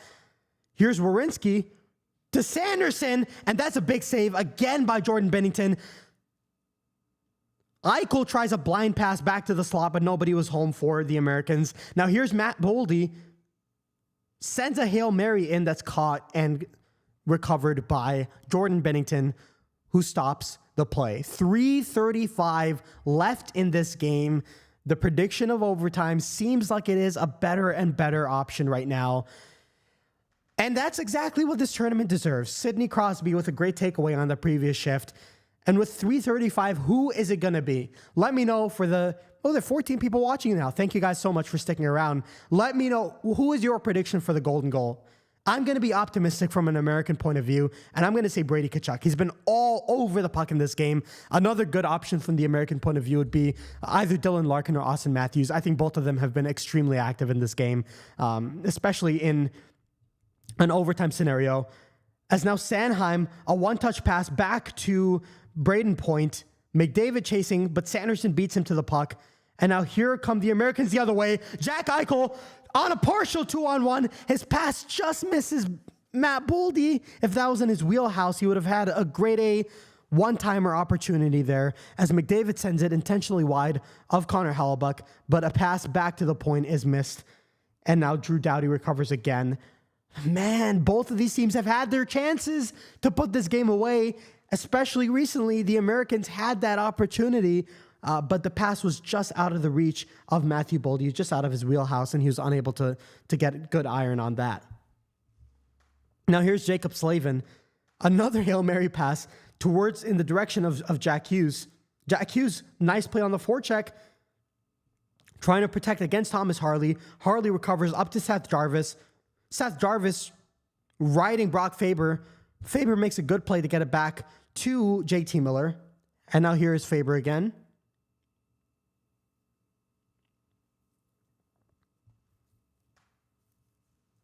Jordan Binnington behind his own net now.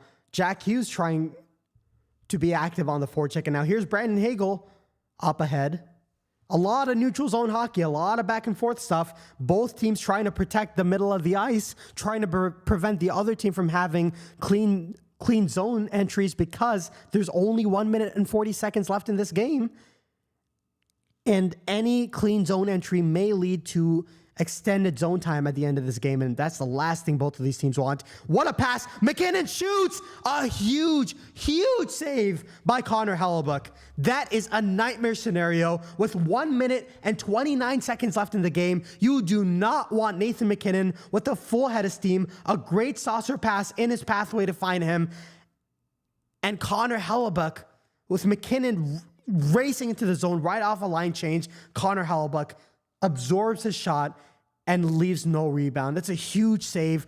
1:29 left. We are 1 minute and 29 seconds away from overtime. Will the Canadians or the Americans be able to win this game in the last 1 minute and 30 seconds? Or is this game going to a 5-on-5 Stanley Cup playoff style overtime? Thomas Harley recovers behind his own net. And now the Americans, again, a lot of neutral zone hockey being played. Slavin just dumps it in deep. Boldy chasing now behind his own net.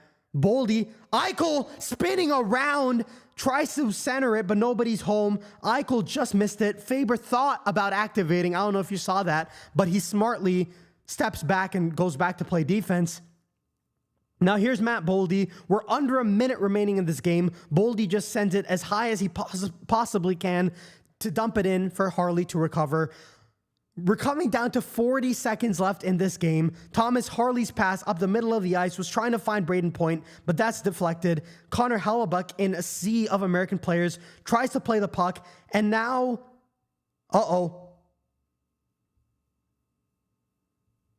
how did McDavid miss that? I thought he had an open net. Now here's Devon Toews. His shot is deflected wide, and now here's McDavid once again, Why is Brock Nelson on the ice with this little time remaining? He's not fast enough to deal with the speed. And now here for one last chance is Cale Makar, and that is covered and held with 5.6 seconds left in this game. Connor Hellebuyck. I can't even formulate complete sentences with how end-to-end this is. Silver and Black Canuck says, I'd go for the storyline and guess McJesus scores to win it. I'd like it to be Hagel, though. McDavid almost had that open net. I don't know how he was unable to get that puck on net. And then a huge block by Noah Hanifin, but it still deflected in on Hellebuyck, who made a crucial glove save. Or was that was Dylan Larkin, I apologize. Crosby, one face-off. Taves, quick shot, and that's blocked. And this game, ladies and gentlemen, is going to overtime. So who is going to be a hero? It's 5-on-5 overtime, so there's no extra space like there would be in 3-on-3 overtime. And my goodness, the biggest names in all of hockey are in a do or die situation, a golden goal situation. The next goal ends this game, and the celebrations for either team are going to be tremendous. As Jacob Slavin gives an extra fist pump to Vincent Trocheck, whose awful mistake earlier on almost cost the Americans. But Jack Eichel was a hero on the penalty kill. And my goodness, man, both of these two teams have had their chances. Both of them have made some mistakes. Both of them have made some tremendous plays. Jake Sanderson had a huge goal to give the Americans a lead, but Sam Bennett, the bottom six goal for Canada, which is something they've been begging for the entire tournament. Jacob Slavin has been tremendous in this game, and this has been a pretty even game so far. It's hard to say that this game did not deserve overtime, which is exactly what it got.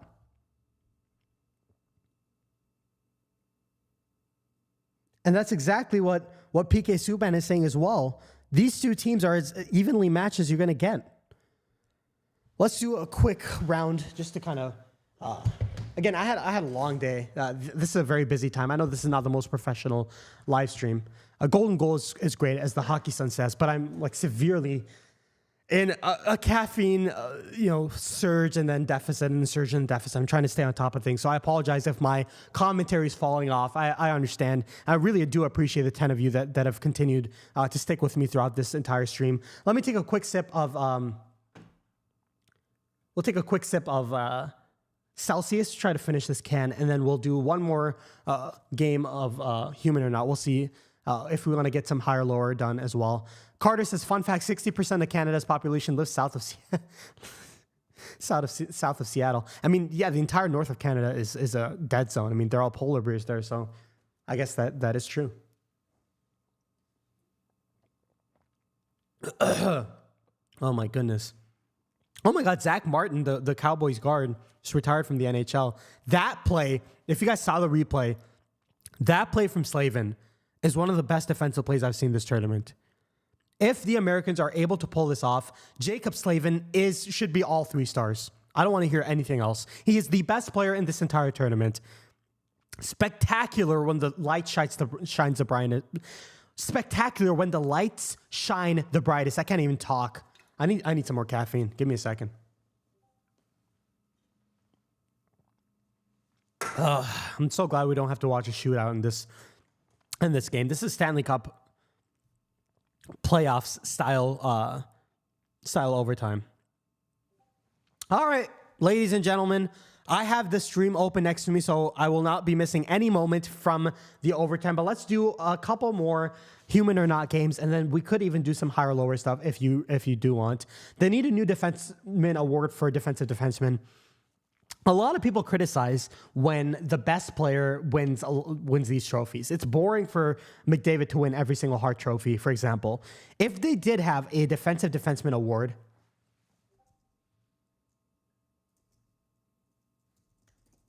I'll just do an NPC. Oops, I misspelled Robin. I almost did an NPC response. But anyways, if they had a defensive defenseman award, Jacob Slavin would win it every year, and a lot of people would riot, but he deserves it. He is absolutely, and frankly, it would suck to see him not win a Norris Trophy. I understand how good Cale Makar and Quinn Hughes are, but he's as good as it gets, man, especially in a tournament like this. if the Americans are able to pull it off, I imagine the MVP trophy would go to a.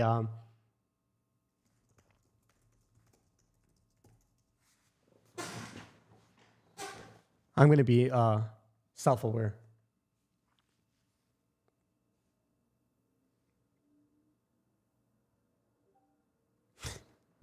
Lucky Duck says, what are the live betting odds, I wonder? Let's do another Celsius. Carter says, Norris just goes to who has the most points now. Yeah, it sucks because, I mean, it's a defenseman award, but it just goes to whoever has the most points. And it's hard to argue against Quinn Hughes or Cale Makar battling for the Norris every year. But a guy like Jacob Slavin and the longevity that he's had, for him to, like, he's 30 years old right now. He's been in the league for a while. But it would suck to see him retire without a single Norris trophy. I would love for there to be a defenseman trophy in the NHL just to give him some more accolades because he deserves it. I've always been a fan of Slavin's, but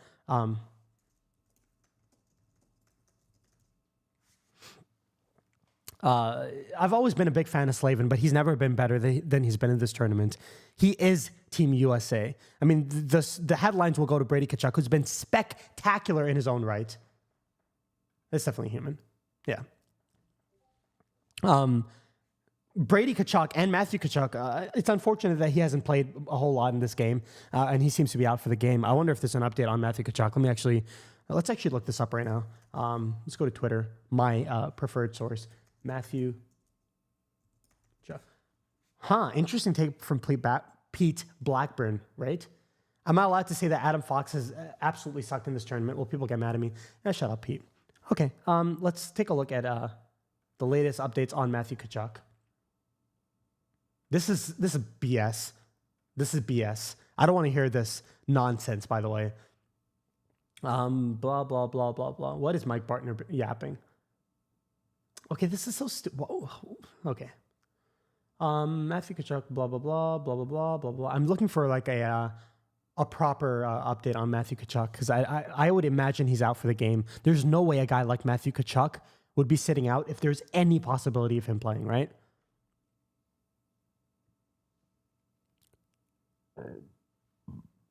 Oh, I'm so sorry. This is so stupid, man. Are you guys do you guys not understand the impact that Matthew Tkachuk has? You're accusing him of being selfish after the tournament that he's had? You guys are out of your freaking mind.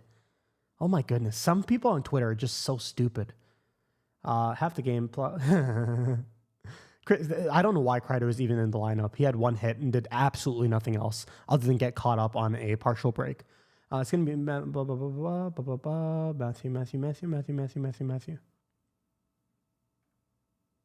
I need an update on Matthew Tkachuk. Does nobody have an update? Mike Sullivan. Yeah, he hasn't. Yeah, I would imagine he's out for the game, right? Second City Sports says, OT coming up, boys. I hope both teams have fun. Shut up. Shut your face. I hope you spill your beer at whatever bar you're watching this game at. Shut up. Hope both teams have fun looking at us. Carter said, who would you name the new award after? Ooh, that's an interesting question. I don't know if you guys saw, I think there was some random QMJHL award that was named the Sidney Crosby Award. So it'd be interesting to see if it's a more recent award, if the NHL opts to go for a more recent defensive defenseman. It would be cool to see like a Nicholas Hjalmarsson award. You know what I mean? Like just one of the purest defensive defenseman award. Absolutely no offensive impact. But yeah, Jacob Slavin would win it every year, whatever it's called. Who would you have it? What would you have it be called, Carter? I'm interested to see your perspective.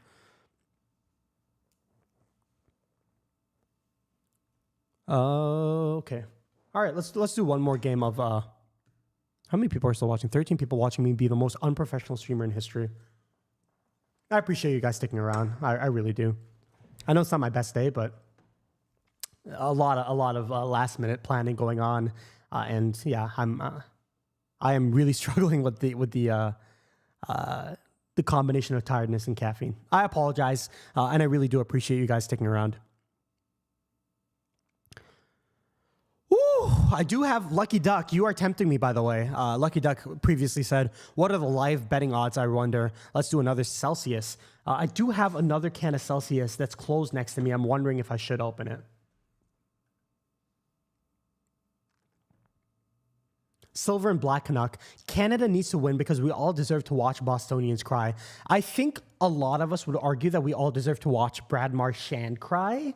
So I think USA needs to win. And by the way, there's an argument to be made that if Canada loses in this tournament, it's actually a net positive because then they wouldn't be stupid and leave Logan Thompson at home. And they would actually choose their best possible lineup for the Olympics where the stakes are a little bit higher.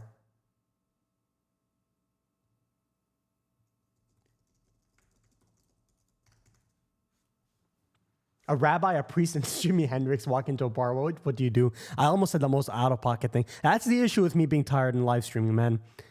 The worst side of me comes out when I'm tired. Carter says John Merson would be fun, but I think Lindstrom, yeah, I mean, Lindstrom, the thing about Lindstrom, though, is I wouldn't characterize him as an only defensive defenseman. He was just one of the best players in his era. While John Merson was overshadowed entirely on his blue line. I'm not comparing the two players, obviously. I'm just saying, like, Duncan Keith.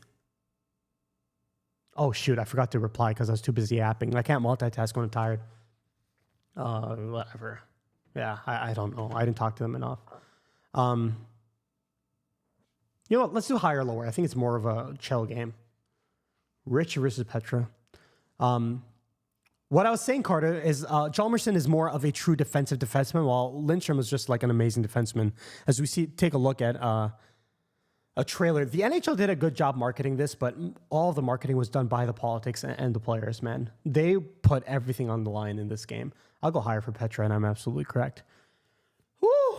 The Undertaker, or the Petra. Obviously, the Undertaker has more. Whew, I'm trying to get my bearings, man. I really do apologize. And Silver and Black Canuck says, LOL, hockey does not do smart things. Stop that. Yeah, I mean, the players and the way they embraced the storylines around this game, the way they embraced the politics in a very healthy way, the way the 3 fights in 9 seconds, I know I keep mentioning that, but it is a very culturally significant moment, especially in America, that will be remembered for a very long time. The players did a tremendous job marketing this. Salmonella, who cares about salmonella? Oh my goodness. Hockey Sense says, I don't want to hear about the Karachi bombing again. What's that? Oh my God. The Dwarf Planets song? I don't want to hear about that again. How about that, huh? We'll do one more classic game. I think I'm going to have to open the second Celsius. That sucks, but I just have to get to a better point. Petra. Woo! The Undertaker has more than Petra. We already did all of these. The Undertaker. Psoriasis? Oh, that's nasty, man. The Petra, the Civ 5 one. I saw your series on Civ 5, by the way. Keep up the good work. It's kind of a blast to the past. I haven't played Civ 5 in a very long time. I will be starting a Civ 7 series on my second channel, but you guys should check Second City Sports. He has a Civ 5 series going on right now. It's compelling stuff. Psoriasis. Oh my, 1 million of you have the most nasty skin disease on earth. Bro's so tired he forgot about the Karachi bombing. I will never forget about the Karachi bombing, man. Oh my God. That is a question in the giveaway quiz. By the way, if anybody here has not done the giveaway quiz, go ahead and do it. Oh my goodness. I hate looking at the same thing over and over. Petra, Undertaker. The Undertaker or... Nothing like some good old-fashioned politics to put the... Palestine definitely has... Oh my... The same number of average... Okay. Anyways, Bill Gates is higher, yeah. All right, you know what, guys? I'm tired of being unprofessional. I'm going to open my Celsius, get some more energy in the building, all right? You guys deserve a little bit better from me, so I'm going to open my second Celsius. The first one was Tropical Vibe. It's already been completed. This one is Cosmic Vibe. It's their fruit punch flavor, arguably my favorite flavor of Celsius. Oh my God. The Hockey Sun said, I sent you a hockey high or lower in the Discord last stream. I remember that. The problem is because everything here was so last minute, I wasn't able to set it up in time. What is Pink Panther? I'm so stupid. I'm guessing it's higher. Oh my God. What is Pink Panther? Is it like a kid's thing? I'm so tired. I'm not sure if I'm missing really obvious things. Okay. We are about to start, so let's get back to business. Woo! I'm gonna take a couple more sips. Oh my goodness! Let's see if Matthew Tkachuk comes out to sit on the bench.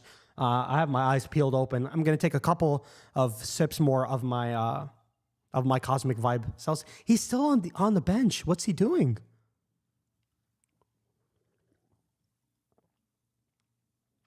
Oh, he's behind.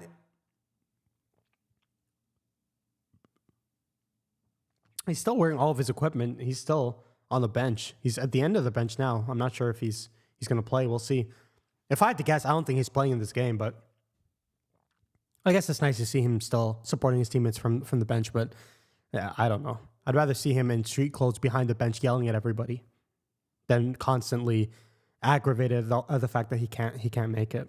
But in any case, Canada leading the USA in ozone time, in shot attempts, and basically every offensive metric. But both teams have had their chances. Both teams have tested the opposing goaltender, and it's all even going into overtime. It's the golden goal. It's the winner goes home. It does not get any bigger than this. I'm trying to get the energy back up. It's going to take some excitement from these two tremendous teams to get my energy up. But the puck is moments away from being dropped. And away we go. Austin Matthews beats Connor McDavid at the face-off circle. And let's get this overtime going, boys.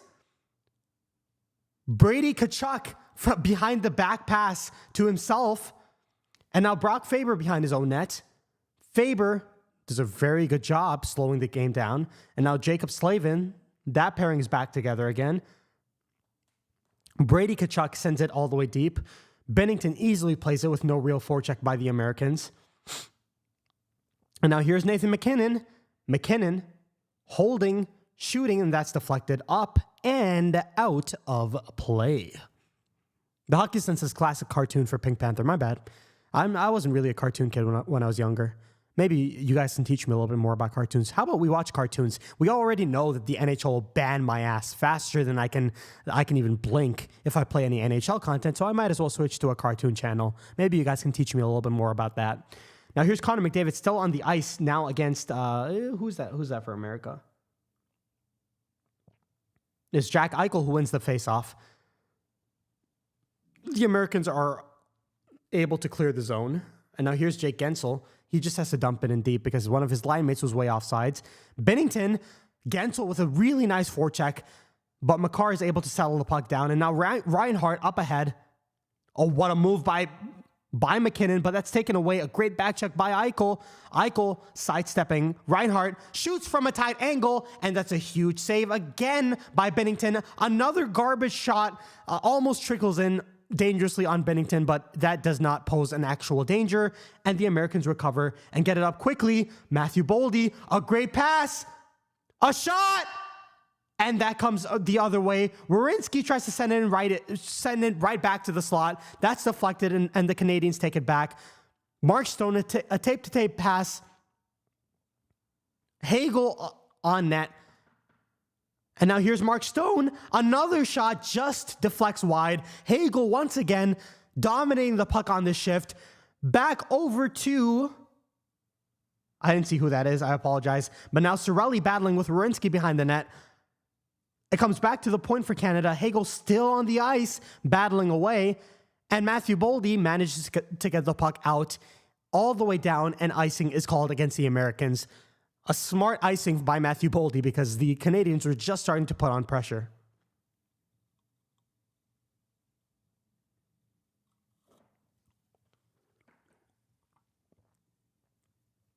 It looks like the Americans wanted a power play there. The whole bench was complaining. I didn't see what exactly they're complaining about. I'm not really able to listen to the commentary, so some of the context around the game is starting to evade me. especially since I'm a little bit tired. I'm going to be honest. I'm a little bit tired, but that's okay.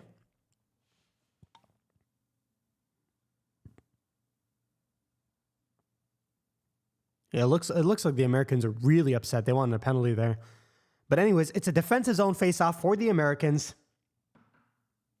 It's JT Miller on the faceoff against Connor McDavid. Miller wins the faceoff, but Faber now able to recover out of midair. Faber gets the puck out to only as far as Matthew Boldy. McDavid very strong on the back check.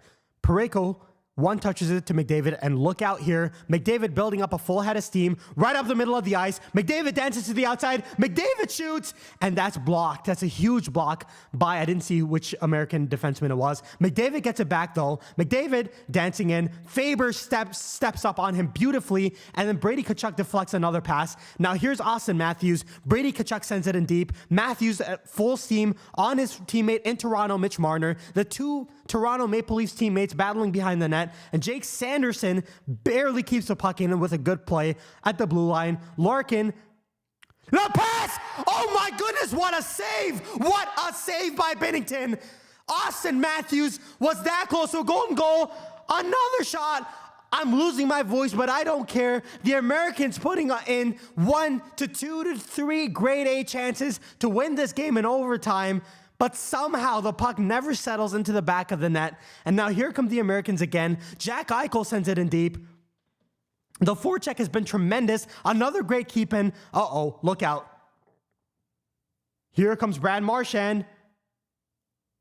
I thought that could have been a penalty, but that's tied up out in front, and he is unable to get a puck, a shot on net. Now here's Jack Eichel, all alone, waiting for support.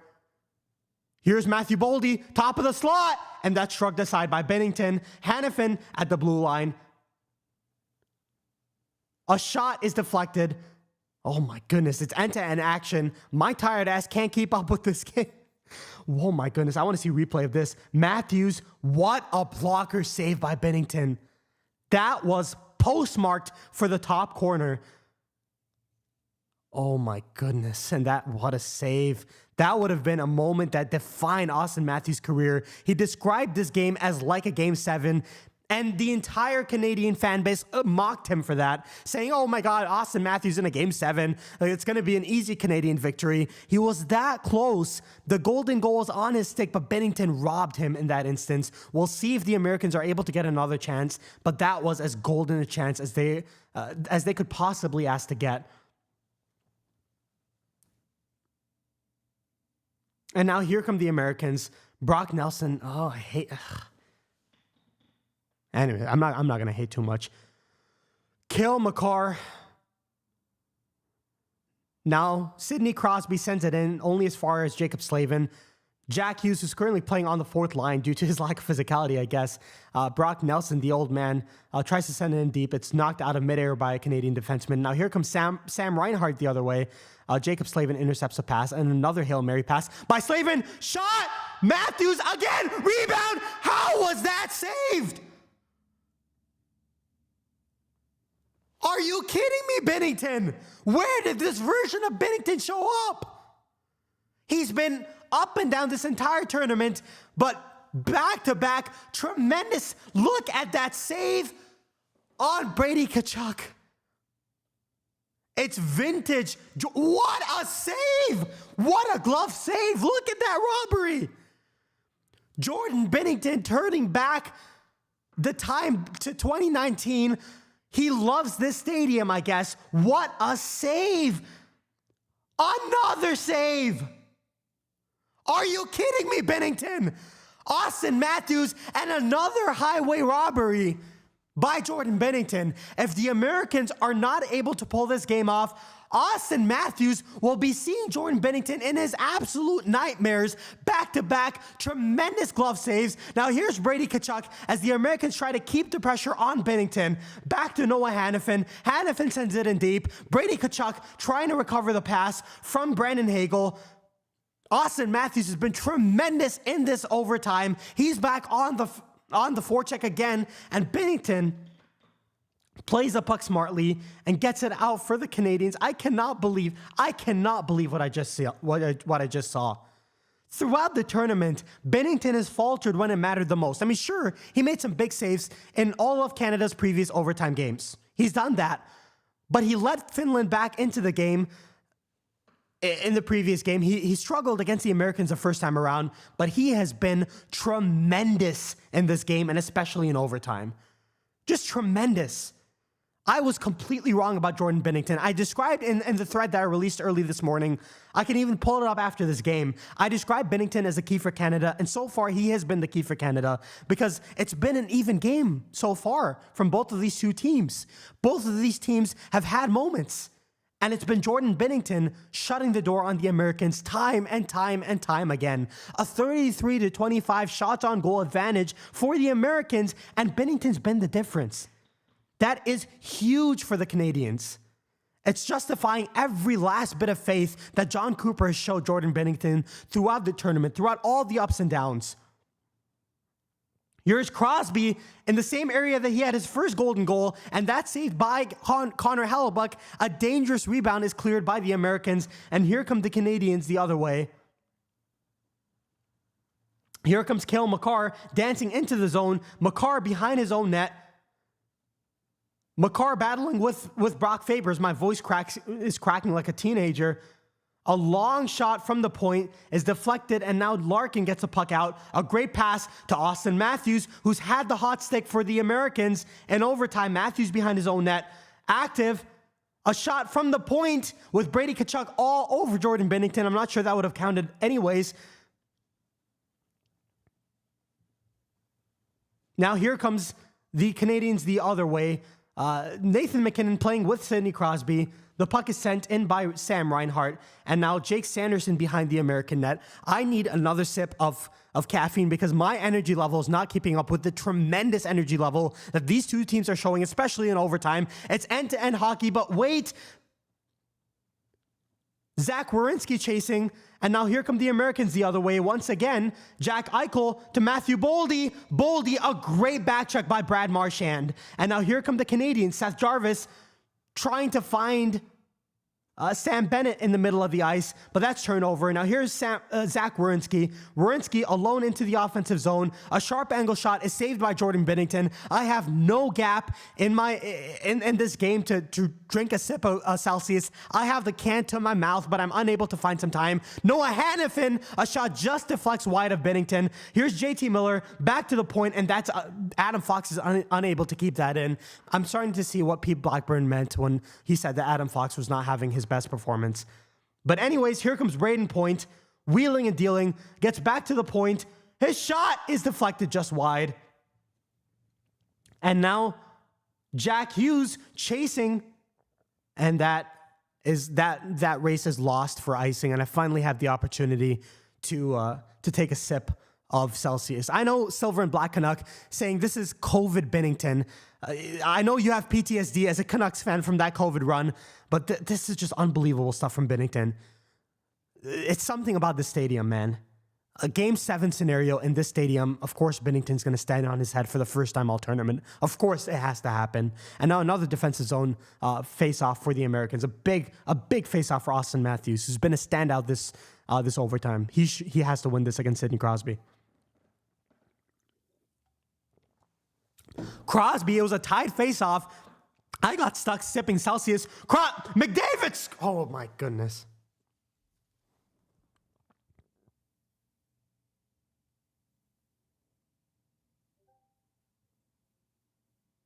The best player in the world, the best player, one of the most talented players of all time, Connor McDavid, who called McJesus, was that Silver and Black Canuck called McJesus with the overtime winner, and it's heartbreak for the United States of America. I don't. What a tournament, man! What a victory for hockey. The Americans gave everything they had, but Canada, for one more day, remained on top.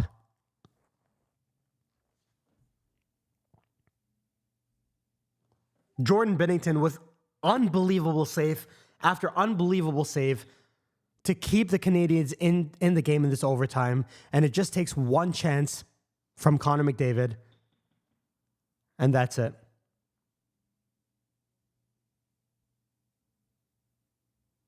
Stunned looks. I'm so sorry. I called him Crosby. It was McDavid on the faceoff. I apologize, but just takes one play, just on the stick, off the stick, top corner, game over. I mean, if you're a Canadian fan, you are jumping out of. This is the best possible outcome. The best player in the world puts an end to all the rhetoric from the Americans, all the emotion in this stadium. The most talented player in the entire league, one of the most talented players in NHL history. There you go, GameSpy. There you go. What a tournament. I cannot wait for the Olympics. On the ice, on the stick, off the stick, McDavid, top corner. What a celebration. You can see how much it means to them. Look at Jordan Binnington, man.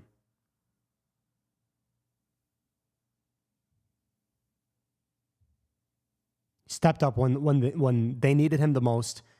He's had shaky moments throughout the tournament, but Binnington, just unbelievable. Unbelievable performance. Vintage Binnington right there.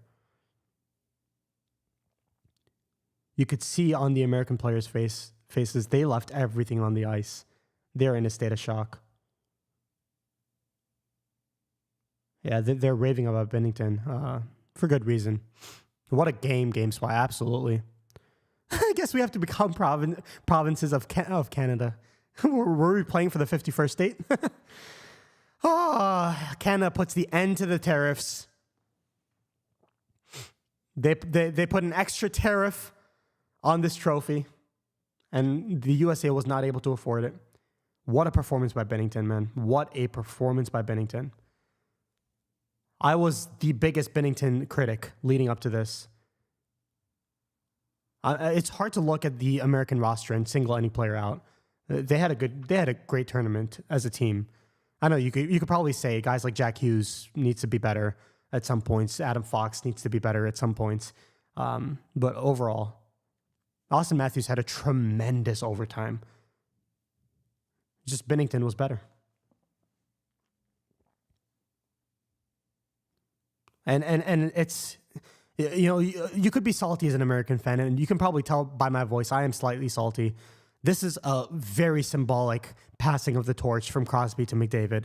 This is the biggest moment. This is the first instance that McDavid has had. If you remember, in 2016 in the World Cup of Hockey, he was playing for Team North America. He and Austin Matthews were teammates on that team.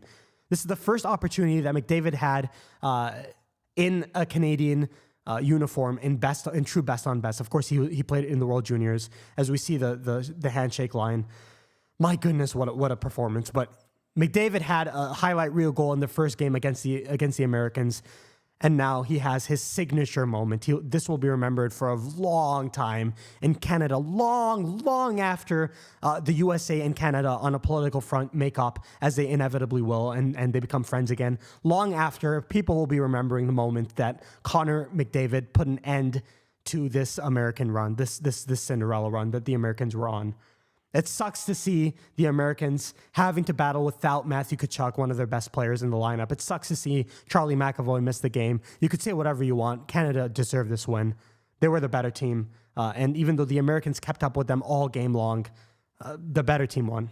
And Jordan Binnington made sure of that in overtime. Never 51st, only first. Yeah. We'll see you in the Olympics, but What a tournament, man. What an absolutely brilliant tournament. All I want in the Olympics is for Quinn Hughes to be healthy. That's all I want.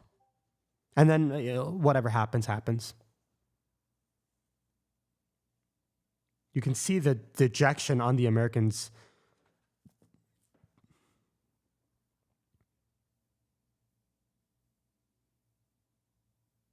I can't imagine what's going through Matthew Tkachuk's head right now, man. Seeing him on the bench the entire time, unable to play, is just heartbreaking, man. Just heartbreaking. All right. Thank you guys so much for joining the live stream. I apologize that I'm going to have to put a quick end to this because I do have to wake up at 5 a.m. tomorrow for my work. But thank you guys so much so much for watching this. It's been a pleasure to host you. I apologize for the lack of consistent professionalism. I will do a better job next time. I hope you guys understand this was a last-minute stream and a last-minute situation all around. But I really do appreciate you guys stopping by. For the Canadians in the chat, especially Silver and Black Canuck, thank you guys so much for the engagement. Congratulations to Team Canada on a well-deserved win. And we'll see you in the Olympics, man. What can I say? This is going to be, the storyline is not ending here. These two teams will be battling in the Olympics. Maybe we'll see Russia. We probably won't, but these two teams are going to see each other in best on best, and that's an exciting prospect for the hockey fan in me. Canada got the best of the USA again. Hopefully, if Quinn Hughes and Charlie McAvoy are healthy next time, we'll see more of a true best on best tournament. But I may sound salty.